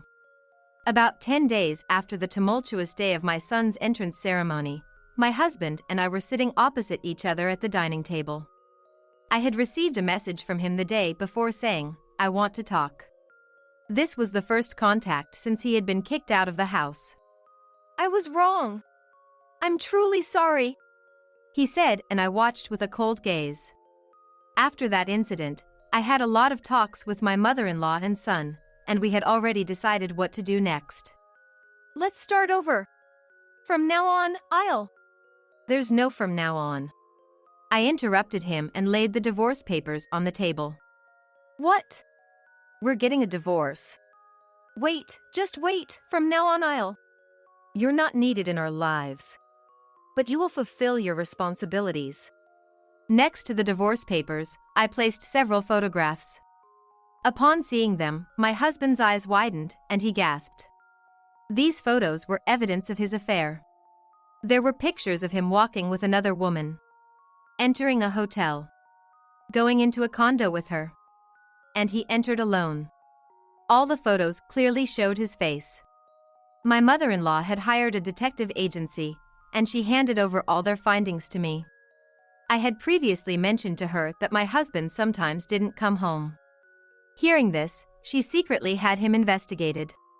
Perhaps this was why she stormed the golf course. Her patience had snapped. Regardless, I decided to make good use of these investigation results.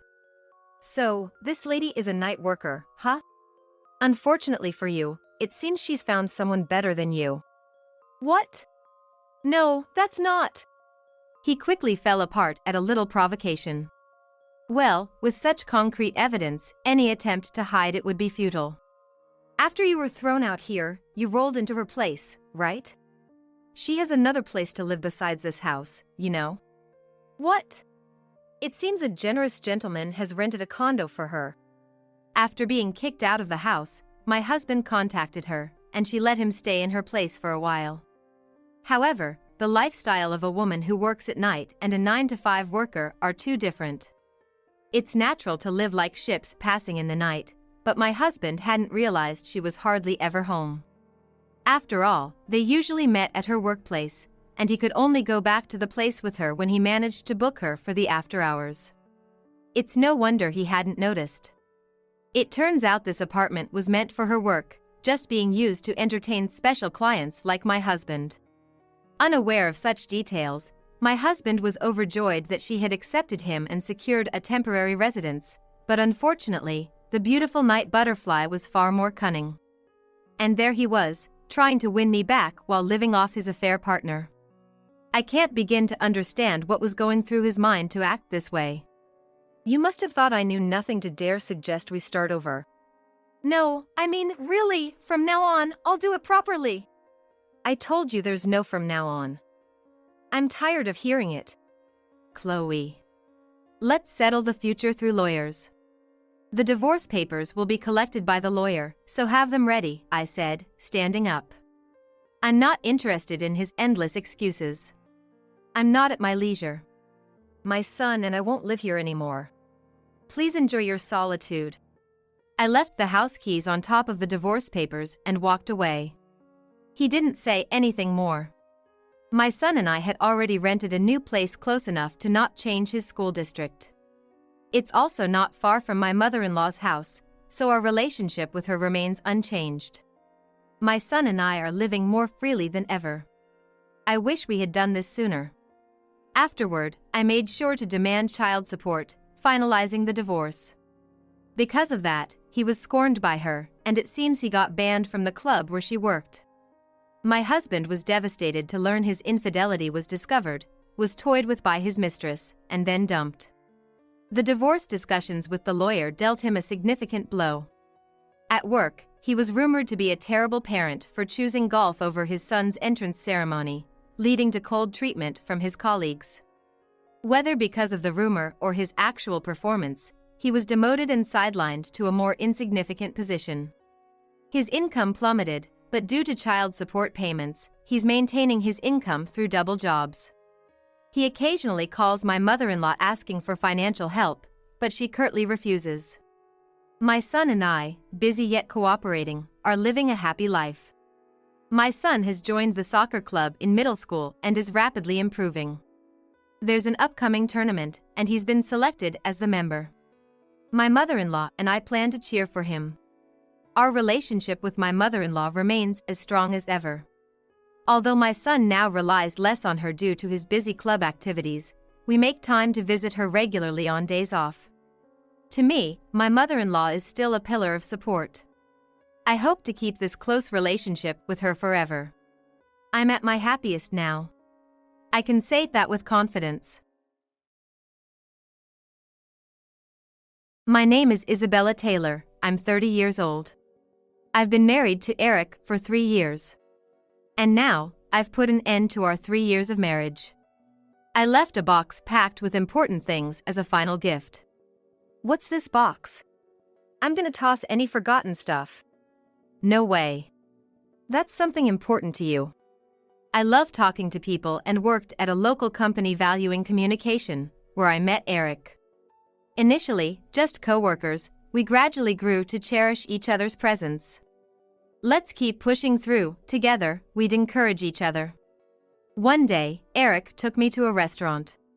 Then he proposed, saying, "I want to be with you forever." Of course, I said yes. As we prepared for our wedding, Eric told me he wanted me to focus on housework. Though I was keen on continuing my fulfilling career, persuaded by Eric, I resigned amidst my boss and colleagues' regrets. On my last day, my boss said, "You're always welcome back if you decide to return to work," leaving me with mixed feelings but excited for the new life with Eric. Being a homemaker was busier and more fulfilling than expected. I've always loved cooking and even got hooked on creating budget recipes. As a homemaker, managing finance was essential, so cleaning and managing the home filled my days quickly. Yet, I always hoped to return to work someday, so I also studied for certifications to upgrade my skills. One Sunday afternoon, folding laundry, I grew increasingly irritated with Eric's attitude. Even as I ran the washing machine since morning, vacuumed, and cleaned the bathroom, Eric just lounged on the couch, scrolling through his phone, not offering to help at all. "If you'd help a bit, we could have more time to relax together." Eric thinks it's natural for me, a full-time homemaker, to handle all household chores. Today, we were supposed to visit my in-laws in the evening. Their place is just a 10-minute drive away, so we're often called over for visits. But truth be told, I find my in-laws difficult to deal with. "Eric, Isabella, welcome." Good evening. I didn't want to always be on the receiving end of your hospitality, so I brought some dishes I made. Oh, how thoughtful of you. What should have been a cozy family dinner started with, "If Mia had made this, it would have been much nicer." Maybe you should improve your cooking. Mia's cooking was always delicious. My in-laws are always like this. I thought I was pretty confident in my cooking. Everyone else always says it's delicious. Normally, you'd expect a husband to stand up for his wife when in-laws say such harsh things, but Eric joined in, praising Mia with them. Mia is Eric's ex-girlfriend. They say he dated before me. Mia's stories again. Every time we visit my in-laws, the conversation always centers around Eric's ex-girlfriend, with both my in-laws and Eric joining in. I wish they would stop. It's always like this, with me feeling left out, and the conversation constantly revolving around Mia. I really thought Eric would marry Mia. Well, things happen. Even though we're invited over to my in-laws' place, I end up just listening to this kind of talk. There's no need for me to be here then. It was just a suffocating time of silently eating. The only conversation directed at me was, "Isabella, still no kids? You're not getting any younger, and since you're not working, having a child is about all you can do." Yeah, Mom's right. It's not like you're good for anything else, considering we don't have kids. Even Eric joins his parents in making it seem like it's my fault we don't have children. That's why I hated going to your parents' place. On the way home, I asked Eric, "Don't you think what was said at your parents' place today was a bit much?" He looked surprised. "What do you mean?" "All the talk about your ex in front of me." "Oh, that? The stuff about Mia is all in the past. I'm married to you now, so it shouldn't matter." Eric's words did nothing to ease my worries or make me feel any better. The fact that we're married doesn't justify glorifying his past relationships with the words of Eric and his parents. "And what's this about only being good for having kids? That's a horrible thing to say. It sounds like it's all my fault." "Well, we don't have kids yet, so it can't be helped. Even if that's the case, it's a problem for both of us, not just me alone. Just let it slide. You really sweat the small stuff." I felt our happy married life crumbling away. Hoping to improve my relationship with my in-laws, I continued to visit their home, only to hear, "Mia was so honest and adorable. If only we had a grandchild that looked like her." "Why did you break up with Mia?" It was always about Mia, making me feel invisible. "I would have preferred to marry Mia. Mia was out of your league, really. Isabella is more your speed.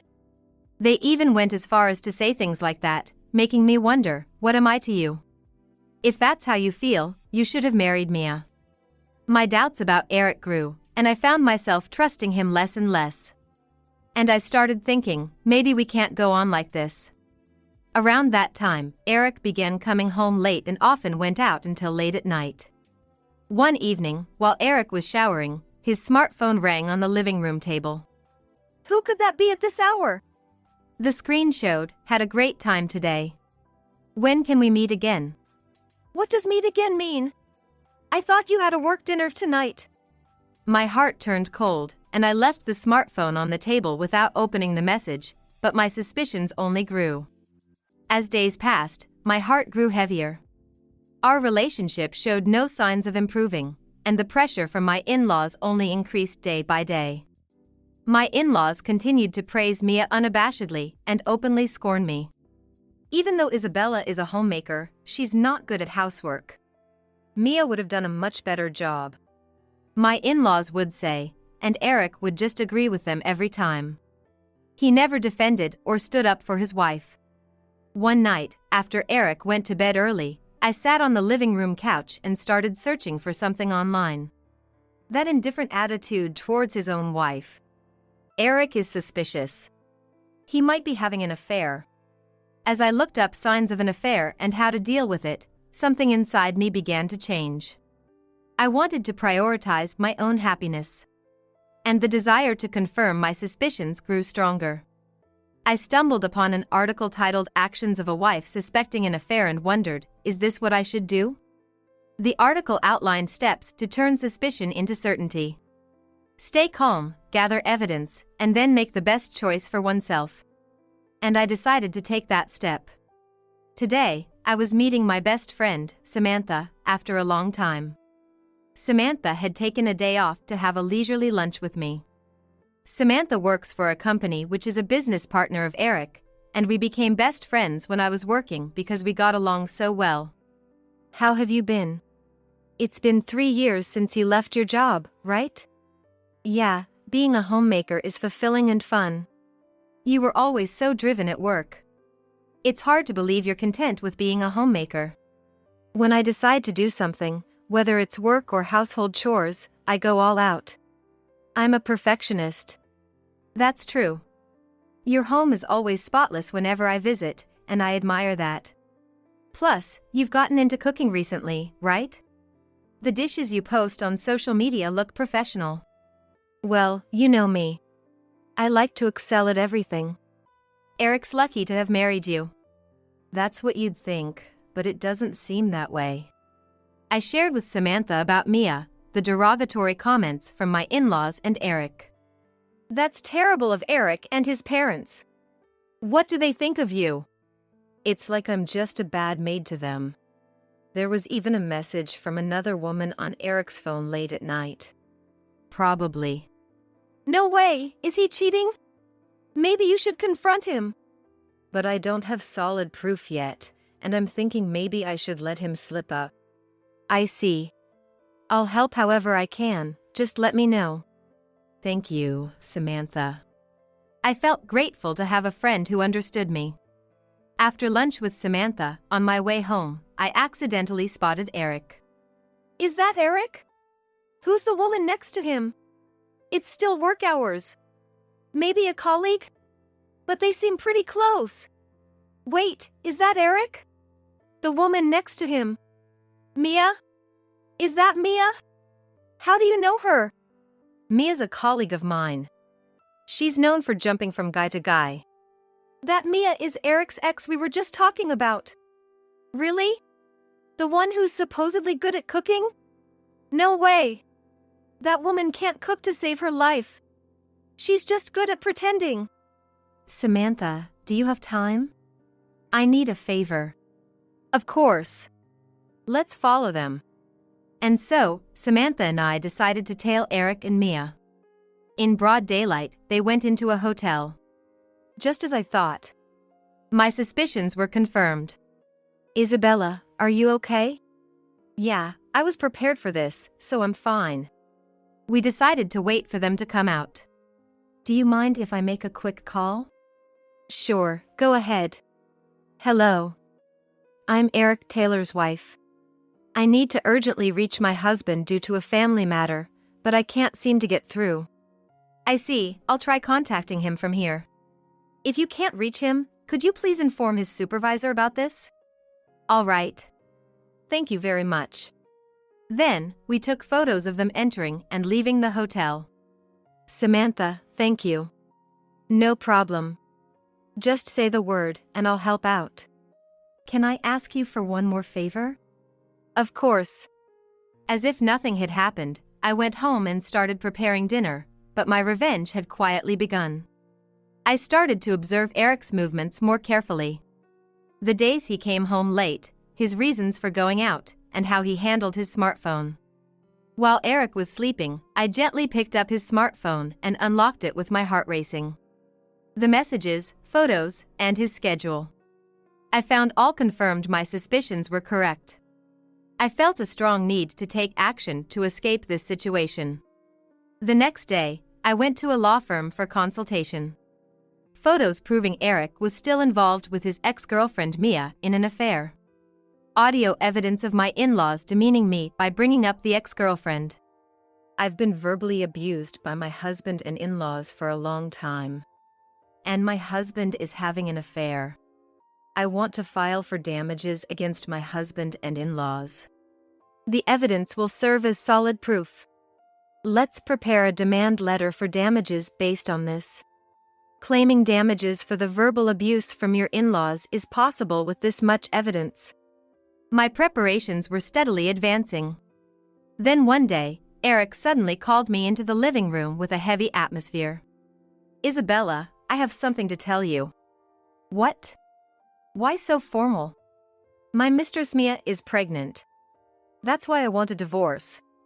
At that moment, my heart turned ice cold, yet it felt like I was being confronted with a reality I had been prepared for. What? Eric continued talking without meeting my eyes. Both your dad and mom know. They're thrilled about having a grandchild. Those words filled me with deep despair, but at the same time, I was convinced of the importance of the evidence I had collected. Over the past few months, Eric's unnaturally late returns home had increased. Samantha and I tailed him, found messages and photos on his smartphone, and captured photos of them entering a hotel. All these proved my suspicions were correct. That night, I resolved to take revenge on Eric, Mia, and my in-laws. The next morning, Eric said, "I want you to leave today. I want to live here with Mia as soon as possible," before he went to work. Selfish man. He has no idea what's coming. I plan to leave today. I started packing my things in the morning. I was going to stay at my best friend Samantha's place for a while. But first, there's something I need to do. I went to the law firm in the morning. My husband didn't just have an affair, he got her pregnant. That's terrible. The demand letter is ready. They have the obligation to pay a fair amount. Don't worry, I'll assist you. Thank you. I felt supported having a competent lawyer by my side. After consulting the lawyer, I went back home to continue my preparations to leave. Alone in the living room, I quietly started packing the evidence into a box to show them. Then, I placed the box in a conspicuous spot in the room. Before leaving the house, I wrote a letter to my in-laws.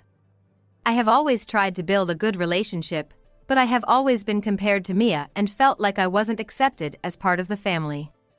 Your reaction to it has deeply hurt me, making me feel lonely and betrayed. I've collected evidence and left it in Eric's room. I want you to know the truth and understand the betrayal I felt. There you go. With that, I bid farewell to my married life. I vowed to see the impact my actions would have on Eric, Mia, and my in-laws. Then, I mailed the letter and the demand letter for compensation to my in-laws' house.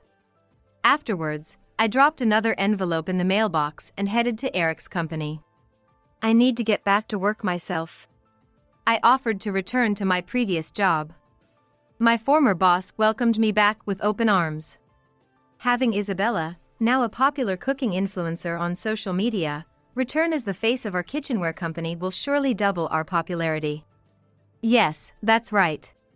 My hobby of posting cooking content on social media has made me quite popular, and now I'm known as a famous cook. Then, I'll be starting next week, I said, leaving the company. Then, Eric and Mia came back from work. What's this box? I'll throw away any forgotten stuff. Thinking it wasn't his, Eric contacted me. No way. That's something important for you. Important for me? What is it? Eric said, looking inside the box. What is this? Why are these here? The box was filled with photos of the affair, them entering the hotel, leaving the hotel, going to the doctor together, shopping for baby supplies with my in-laws, and many more undeniable proofs of the affair and abuse. At the very bottom of the box was a demand letter for compensation and divorce papers, along with a sticky note that read, "Please fill out the divorce papers and arrange for the payment of compensation." Also included was an envelope with instructions. Please open this envelope with Mia. What's this envelope about? What does it mean, open with me? The two of them opened the envelope. This was actually something I had asked Samantha to do. Since Mia was known to switch partners frequently, I had her investigate Mia's other relationships. I suspected that the baby might not be Eric's, so I also had Samantha look into who the father could be. Since Samantha was Mia's colleague, she could easily gather information on Mia's other relationships and quickly obtained photos of Mia with other men. It turned out Mia was dating two other men besides Eric. One was a guy named Lucas, and another was David, who, like Eric, was already married. On the days Eric wasn't around, either David or Lucas would visit Mia's place. Apparently, Lucas was the main man, and the baby was likely his. However, Lucas didn't want the child, so the plan was to have Eric divorce and marry Mia to raise the child together, and David, another affair partner, was expected to pay child support. What a woman! Hearing about such a homewrecker is astonishing. Upon seeing the evidence photos, Eric exclaimed, "Mia, what's the meaning of this?" Well, these people are just friends. Friends walk arm in arm into a hotel? It's not like that. What do you mean not like that? You had other men? There's no one else. It's not like that. Naturally, Eric and Mia faced a huge confrontation afterward. And I had one more thing to do. On the day I confirmed Eric and Mia entering a hotel, I had called his company claiming an urgent need to contact Eric. Despite multiple attempts, his colleagues couldn't reach him on his phone. Of course, he was busy enjoying his time off. Unable to reach Eric, his colleague naturally reported it to their supervisor. Though Eric managed to smooth things over somewhat, his supervisor and colleagues harbored doubts. Then, an anonymous letter arrived at the HR department. It was the letter I had mailed earlier.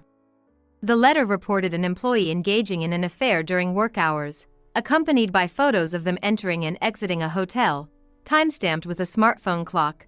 The photos made it immediately clear that the employee was Eric, and the woman was Mia from a partner company.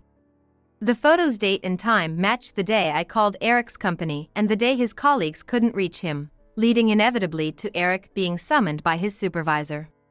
What were you doing during work hours? This is a misunderstanding.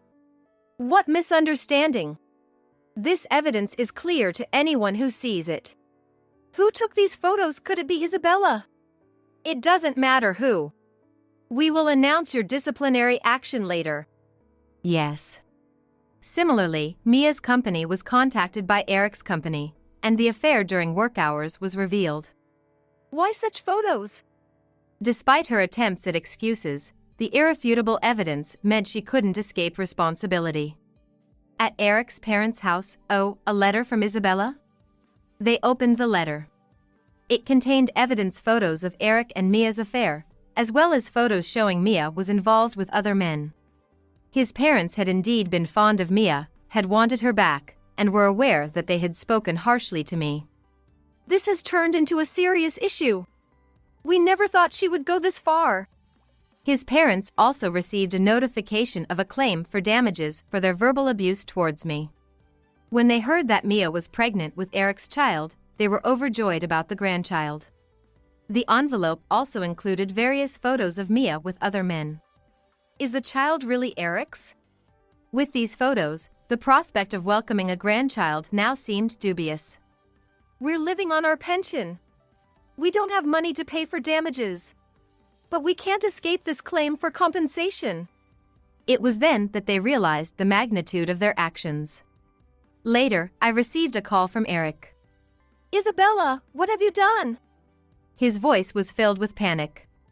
Everything is the result of yours and Mia's actions, isn't it? I'm the wife you cheated on. Well, soon-to-be ex-wife. You're not working. You won't be able to survive after the divorce, right? Even now, Eric was trying to belittle me. You don't have to worry about me. I have job prospects. I've been welcomed back to the company. The same company as you. What do you mean? There's no way you can work now. After not working for 3 years, you can't just go back to your old job. That's ridiculous. Well, my boss and colleagues are all welcoming me back. What can someone like you do? You didn't know, did you? I have 100,000 followers on SNS and am known as a cooking influencer. What's that? You, a cooking influencer? Yes, I plan to contribute a lot to the company. You should worry about yourself rather than others. What are you talking about? We're going to be in the same workplace again. We'll see. Later, as expected, I heard that both Eric and Mia were fired from their jobs. Damn it! How did it come to this? No matter what he said now, it was too late to change anything. Through this incident with Mia, David, another man she was involved with, also had his affair discovered by his wife. Mia insisted the child was Eric's, but Eric, unable to trust her, conducted a paternity test after the child was born. The result confirmed that the child was not his. David also had a paternity test, which confirmed the child was not his either. So it turned out the child was indeed Lucas's. Mia ended up being abandoned by both Eric and David and went to Lucas, claiming the child was his. But soon after, Lucas disappeared. Lucas! Why? Where did you go? Mia was left to deal with the alimony for 2 wives on top of raising the child. Having confirmed the alimony payments, Eric and Mia found themselves in debt to manage the huge amount, far from their once comfortable lifestyle. After losing her job, Mia reluctantly took up night work to repay her debts. The young child, inevitably, wasn't properly taken care of by Mia and ended up being raised by Mia's parents. Eric, too, found himself juggling multiple part-time jobs, cutting back on sleep to make ends meet. His parents deeply regretted their actions, realizing they had spoiled their son and his wife's life by favoring Mia and being cold to me. Moreover, their relationship breakdown resulted in them losing the chance to see their grandchild, and the family bond was lost. Gradually, Eric started blaming everything on his parents. He severed ties with them and shockingly proposed to me for reconciliation. Isabella, can't we start over? I've cut ties with my parents, so you don't have to worry. I'll protect you from now on. So, alimony, can we forget about it? Hearing Eric speak with such delusion, I felt dizzy. What is he talking about? Eric, still blaming his parents for everything and absolving himself of any guilt. Hopeless. Why would I ever reconcile with you? Take responsibility for your actions and pay the alimony. And don't contact me ever again. Eric, Mia, and his parents faced the hard truth that they couldn't turn back time to the happy days of their family. And my new days began with the revival of my dream career in life. Returning to work after days as a homemaker, I rediscovered the satisfaction of my job. My social media account kept gaining new followers, with my recipes and culinary photos earning widespread praise. As the face of a kitchenware brand, every time I posted a review on social media, the products sold out instantly. Connecting with so many people through cooking, work is truly enjoyable. While trying new recipes in the kitchen, I thought about this. At work, I succeeded in various projects through collaboration with colleagues, regaining my former confidence and vitality. My days are filled with professional work by day and passion for my social media activities by night. In these fulfilling days, I truly felt that this is where I belong, finding both work and cooking enjoyable.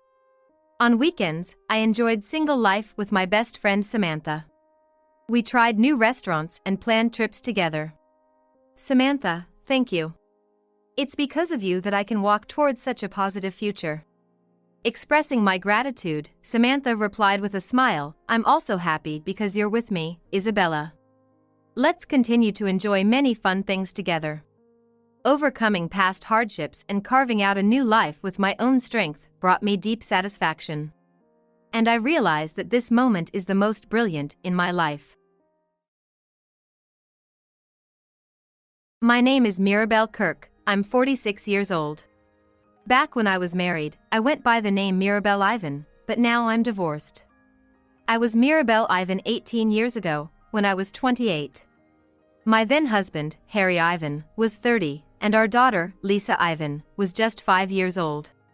But during my marriage, I couldn't proudly say I was happy. Lisa was diagnosed with cancer, which caused a rift in our marriage. Why does my daughter have to have cancer? It's a disgrace that such a weak person comes from my family. It's your fault for not watching her diet more closely, leading to this. And to think she's gotten a terminal diagnosis, how poorly must you have raised her? There's no worse mother than you anywhere in the world. No matter how much I earn, it all goes to medical bills. While I don't even have time to enjoy myself, you're probably napping at home. My mom was right. We got a defective daughter-in-law and grandchild, and now we're isolated by the neighbors. It's all your fault. Don't think crying will help, I'm not falling for those cheap tricks. Harry would rant and leave the house. Whether he was going to work or to his mistress's place. I knew. Once Lisa was diagnosed with cancer, Harry quickly found another woman. I work for Lisa too. What do you mean by weak person? Cancer can happen to anyone, you fool. Not only do you lack medical knowledge, but you also lack common sense. Just because you're a bit successful, you always have to make those snide remarks. It's so annoying, what a jerk. Murmuring this, I got ready and headed to the office. That night, I was exhausted from work, but Harry didn't even prepare dinner. He was lounging on the sofa, laughing at the TV. Hey, where have you been? Where's my dinner? Why didn't you prepare it? You've made me tired. Hurry up, you worthless wife. When I silently started to prepare dinner, Harry unusually came over to me. We're getting a divorce. Actually, my beloved Mia is pregnant with my child, a healthy boy, at that. So, this is the end for us. Be thankful for the times we had, and sign this divorce paper. I wasn't even sad, I felt like the inevitable had finally arrived. After I calmly signed the divorce papers, Harry quickly packed his things and left the house. And so, 18 years ago, I was kicked out of the Ivan family and returned to my parents' house, the Kirks. And now, by chance, I ran into Harry again at a large shopping center. It had been 18 years, so when I saw Harry with a baby, I couldn't believe it. But Harry remembered me too and approached me with a smirk. Hey, is the kid still alive? Look, this is my grandchild. I'm blessed with children and money, happy as can be. I also have a company celebrating its 18th year on the stock market, worth $300 million, and a family with my daughter to introduce. What? Harry was stunned but then smirked immediately. Hey, just because your daughter died, you're lashing out in frustration? It's okay, you know. Your dad's company went bankrupt a long time ago, right? You don't have to put on airs. Or is it because you're too jealous of someone else's happiness, so you say these things out of desperation? I didn't think you were such a low woman. It's fine, you know?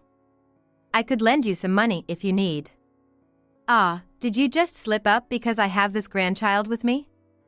If you can say sorry now, I might still forgive you. Look at this large shopping center called Alt. If you're affiliated with such a grand facility, I'd kneel down and apologize for the divorce. But your company couldn't possibly compete with it, the biggest facility in the state, right? Harry started blabbering with a smirk. Without knowing anything about the situation. Alt is the nickname for this large shopping center we're in. As the largest commercial facility in the state, it's a popular spot talked about all over the US. And you? Just shopping with that grandchild of yours? I said it provocatively on purpose. Then, Harry's face darkened. He's still a man weak to cheap provocations, just like before. Yeah, so what? What about that kid, Lisa, from back then? Well, whether she's alive or not, it's none of my business anyway. In the end, you're just that, unlovable, uncharming, and nasty woman. My wife Mia, even now, is a cute and charming woman. The complete opposite of you. And yet, you're so stuck up, truly infuriating, a miserable woman who can't genuinely accept other people's happiness. Look, you can say whatever you want about me, but that baby, what, about 6 months old now? To be able to spew such vitriol when you have a child that age. You never know what kids are picking up on. Maybe it's time you stop demeaning people, it's only going to negatively affect the child, not that you would understand. Besides, I think belittling others is like a hobby for you. Be thankful I didn't demand alimony, given you had a mistress at the time of our divorce. I gave him a defiant smile. It seemed to ignite Harry's anger. What did you say? It's fine, you can claim whatever now. I have this adorable grandchild with me. Well, I kinda get your struggle. Your father's company went bankrupt after your daughter passed away, right? What are you working as now? In a bar? Have you fallen that low? Honestly, I'd be genuinely curious to see a place that would hire an old lady like you. Brainless, charmless, strangely assertive, finding a company that would hire you would be a challenge in itself. Or is it that? Are you living off the government? Well, it's easier for a single person, right? Since you don't have the ability to earn much, anyway. Shall we stop there? I cut off Harry's words and handed him a business card. Sorry for the late introduction, I'm Mirabelle Kirk, the owner of this alt facility. Huh? No way, you're bluffing. 18 years ago, you abandoned me and our sick daughter Lisa in the worst way possible. Well, I was fed up with you anyway, so it was for the best.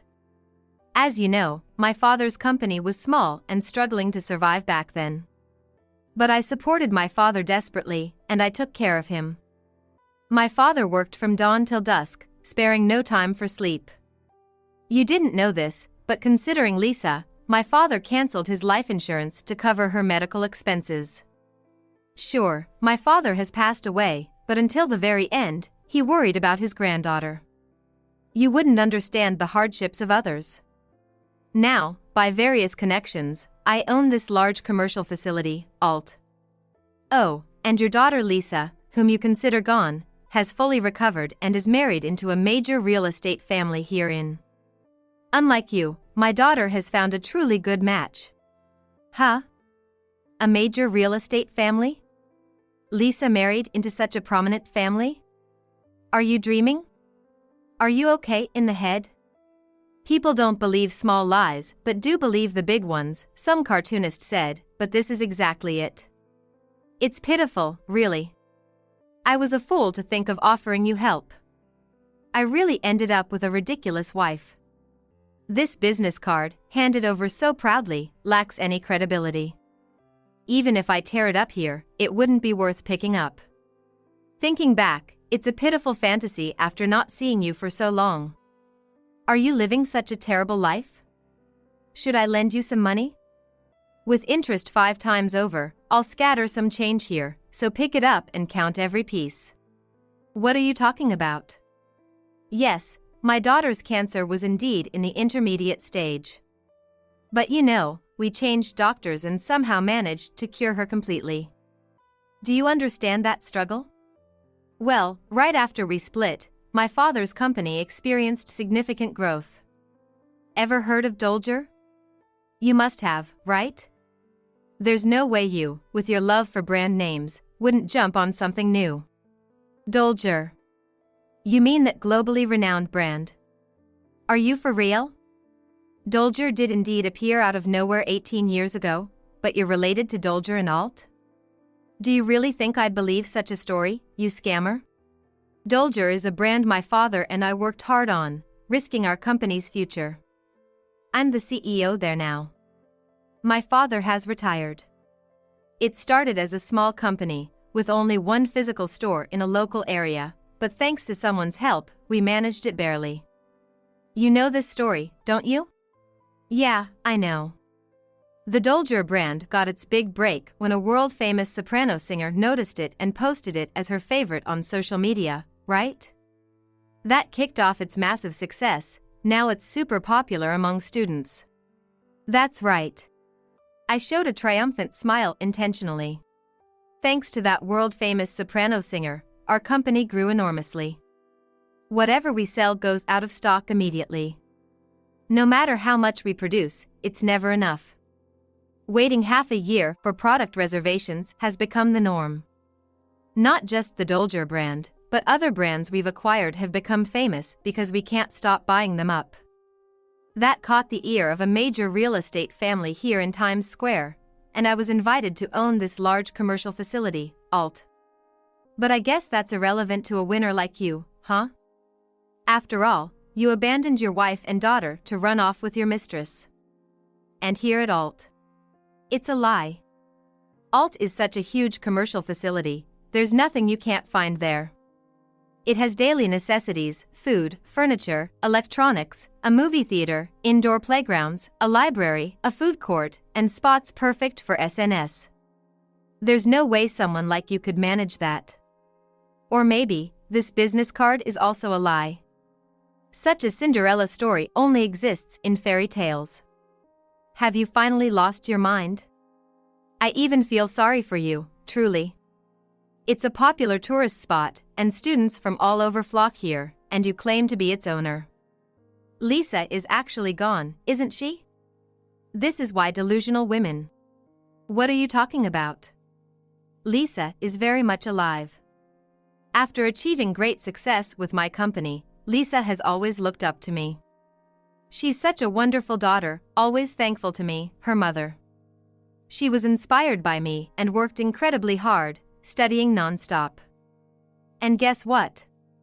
She graduated at the top of her class from Stanford University. She's my pride and joy.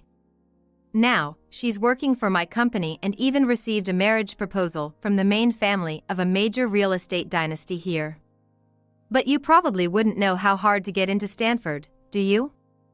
Given that it took forever to graduate from a third-rate college, right? Oh, and just so you know, Lisa is pregnant now.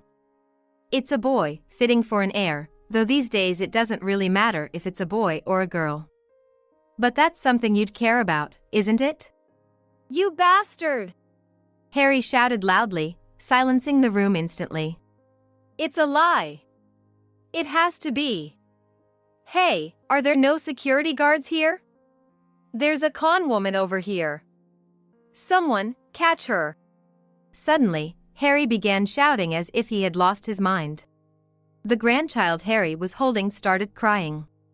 The stares from the surrounding customers were harsh, but that was the least of my concerns at the moment. And then, 3 security guards appeared. Miss Kirk. What seems to be the problem? Seeing one of the guards addressing me, Harry's face turned pale. Ms. Kirk, you say? Security. This woman is a fraudster. She's claiming to be the owner here. If you're going to listen to anyone, it should be me. I'm sorry, could you please take this man to the back reception room? It seems he gets too excited and causes a commotion here. Come on, take him away, and I'll come too. Understood. Come on, let's go. Wait! Harry was taken away by security. This commotion is bound to reach my daughter's in-laws eventually. I have no intention of hiding it, so I called my daughter's father-in-law. He's a strict man who hates lies. What will become of Harry, I wonder? After hearing the situation, my daughter's father-in-law said he'd come to the reception room right away. Mirabelle, just wait, did you say Harry Ivan? Really? What? Yes, that's him. Do you know him? I'll be there right away, thanks for letting me know. At this point, even if he were let outside, he'd cause a major disturbance. I'm not about to let anyone tarnish Alt's name. That's why I deliberately decided to have him taken to the reception room. 3 security guards escorted Harry to the back reception room of Alt. For some reason, Harry was reluctant to go to the reception room. Wait! I won't make a scene anymore. I have my grandson with me. Please, just let me go home. I promise I won't cause any more trouble. Please! Harry's grandson began to cry loudly as Harry resisted. Once we managed to get Harry seated on the sofa in the reception room, his face had turned completely pale. Mirabelle! Come on, let me go home. I haven't done anything wrong, and, listen. I'll start paying alimony right now, so please, just let me go.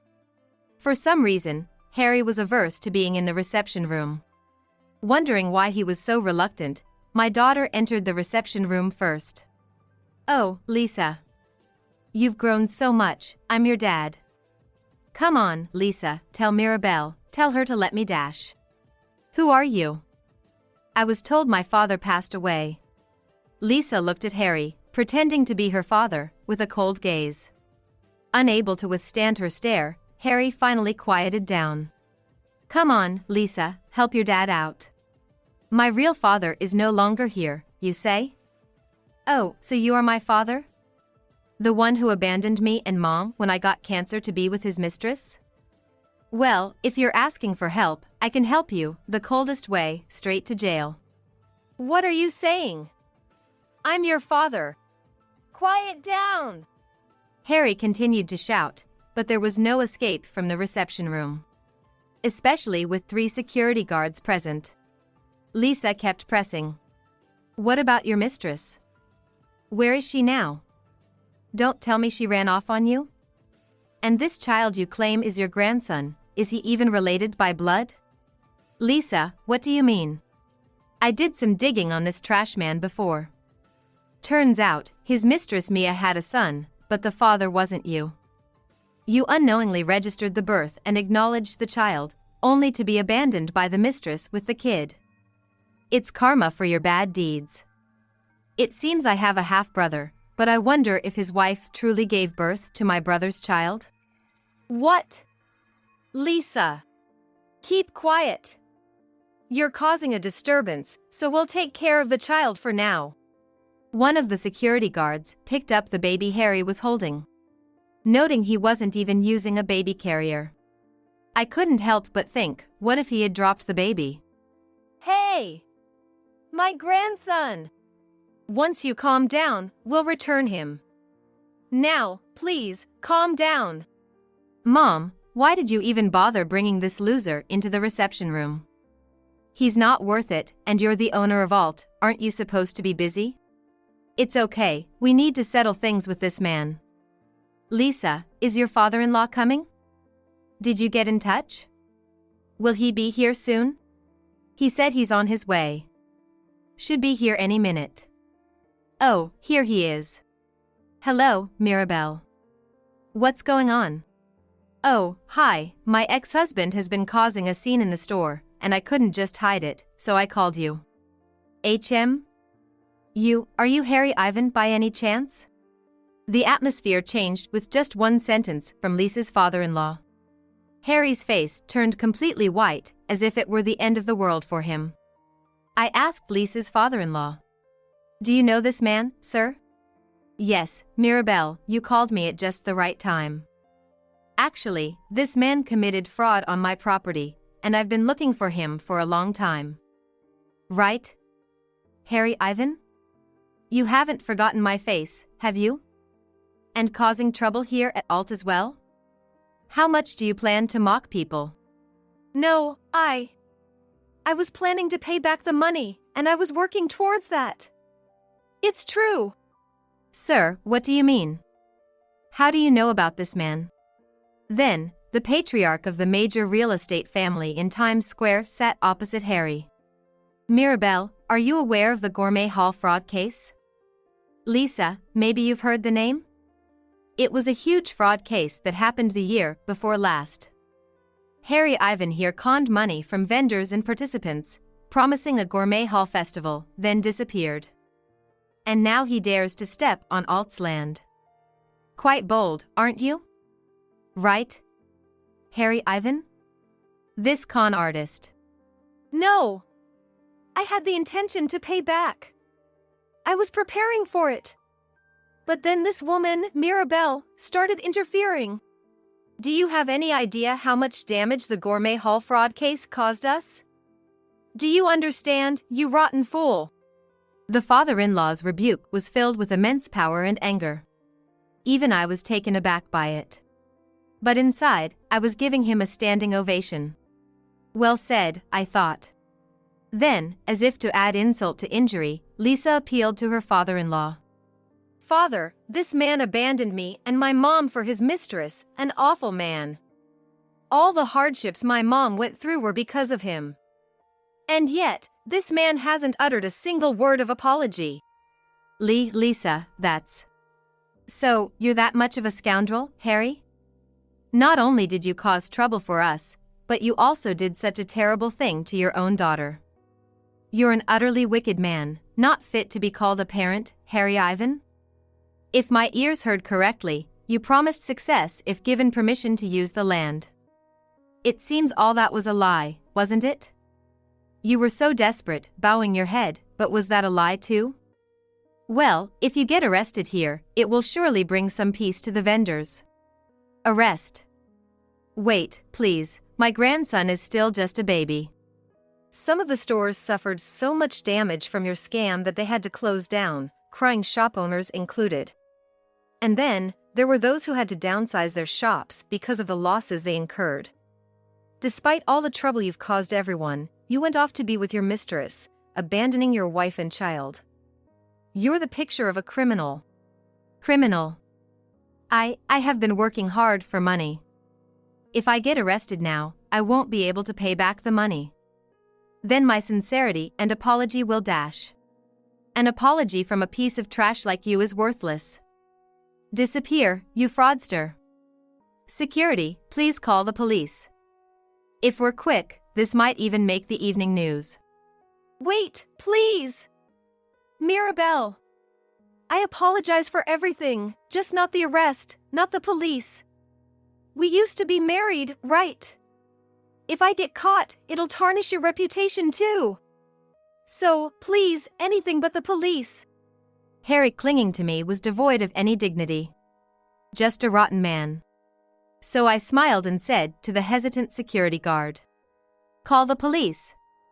"It's fine, I've done nothing wrong." Mirabelle! Do something! This deadbeat dad, give it a rest. Do you have any idea how much Mom has struggled? And Grandpa too, he had it hard until the day he died.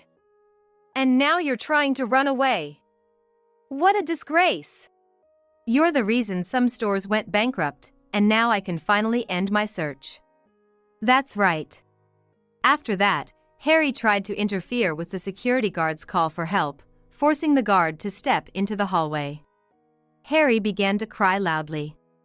Lisa and her father-in-law scolded Harry relentlessly until the police arrived. Harry could only cry without offering a single apology. It only fueled Lisa and her father-in-law's anger. Stop crying! Are you even a man? Pathetic. Can't even say sorry. Lisa's right. You fraudster, will corner you until the end. Be prepared. Later, the police officers and the detective in charge of the Gourmet Hall fraud case arrived, taking Harry and the baby away. Mirabelle! It's true, forgive me. I don't want to go to jail yet. I have a little grandson. Please forgive me. Quiet down. You're being arrested on suspicion of fraud. Harry resisted the police considerably, but in the end, he left the reception room with his shoulders slumped. I thanked my father-in-law. Thank you for telling me about the Gourmet Hall fraud case. Somehow, I feel refreshed too. No, the prosperity of Alt is thanks to your efforts, Mirabelle. And Lisa, such a hardworking mother and daughter. My son is indeed lucky to have her as his wife. Leave the Gourmet Hall fraud case to me. I'll make sure to squeeze every penny of compensation out of that lowest of men. The father-in-law laughed heartily and left the reception room. I told Lisa to sit down. What? Why? You're not even in your stable period yet, are you? It's good to stand up for me, but it's not good for the baby in your belly. No, Mom, getting back at such a man for you is a once-in-a-lifetime joy. Besides, I don't want you to suffer anymore. The baby in my belly will understand. Lisa said, gently stroking her not yet prominently swollen belly. Afterwards, Lisa and I turned on the TV in the reception room. Then, breaking news came on. The screen switched from a drama rerun to a male announcer's news broadcast. We have just received a breaking news. Harry Ivan, a suspect in the Gourmet Hall fraud case who has been on the run, was arrested. Many people forced to close their businesses or file for bankruptcy were involved in this case, and the police believe this arrest will help unveil the full extent of the incident. Like father-in-law said, it really made the evening news. Yeah, I should have told him off more. He made Mom suffer. The TV screen showed the front of the police station. Look. The car carrying Harry Ivan is entering the police station now. This massive fraud case occurred 2 years ago, and the police will reveal more details in a press conference. What a foolish man, really. But, after the trial, he'll be off to jail for a while. What do you mean, Lisa? Well, the perpetrator of this case, that man, was already on probation for another case. Probably, he'll receive a prison sentence for the Gourmet Hall fraud case. Well, it's none of our concern anymore. Mom, let's get back to work. I'll head home and lie down. Is your stomach tight? Are you okay? I'm fine. This much is normal and even approved by my OBGYN. Pregnancy shouldn't be taken lightly. If anything happens, call me or your husband. Okay, Mom. Afterward, Harry was convicted. As Lisa mentioned, he was already on probation, and he couldn't escape prison time. The TV was abuzz with the massive fraud case from 2 years ago, featuring interviews with victims driven to close their shops by Harry's scam.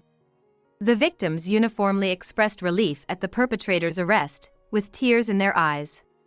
Some had indeed filed for bankruptcy. No newspaper or magazine reporters came to me. Surely, my daughter's father-in-law had worked his magic behind the scenes. Then came my granddaughter's birth, making me a grandmother. The baby boy, born healthy. Both mother and child were healthy upon discharge from the hospital, and the father-in-law was utterly smitten. My son-in-law raised his hands in joy, exclaiming, "That's my boy." While continuing to work hard, I supported my daughter through her parenting struggles and occasionally took care of my grandson as a grandmother. I was at the peak of happiness. Then, an unknown number called me. Hello? Who is this? What have you done? Yes. I listened closely to my cell phone. My ex-husband was found guilty because of you. The media comes to my place every day. With that sentence, I realized who it was. Harry's divorced mistress, Mia. What are you going to do about this? I can't even walk outside now. Oh, and who was it that pushed another man's child onto Harry? What do you call that, I wonder? How did you know that? That's what you call a trashy woman. Don't you ever call here again. Got it? If you do, I'll make sure it's not just call blocking you'll have to worry about. Who do you think you are? I'm the victim here. Because of you. Oh, really? Should I start spreading the word that you were the woman who snatched Harry from me? I wouldn't be bothered at all. But then, maybe you wouldn't be able to live in Japan for a while, right? People love a good spectacle. You'd be surrounded by curious reporters. That's karma for you. What? Using big words. You should come and apologize to me. I'm really struggling because of you. I got a letter from Harry blaming you for everything. Anyway, you need to come and apologize to me. What are you going to do about this? Well, I don't see why I should apologize to you. After all, who was it that committed marriage snatching? Wasn't it you? It's fine. I can call the magazine reporters and tell them everything about now and what happened 18 years ago. It would probably only bother you, though, wouldn't it? Being sarcastic was incredibly satisfying. After all, it was my chance for revenge 18 years in the making. The call ended there. Thus, I put an end to the matters of 18 years ago and went back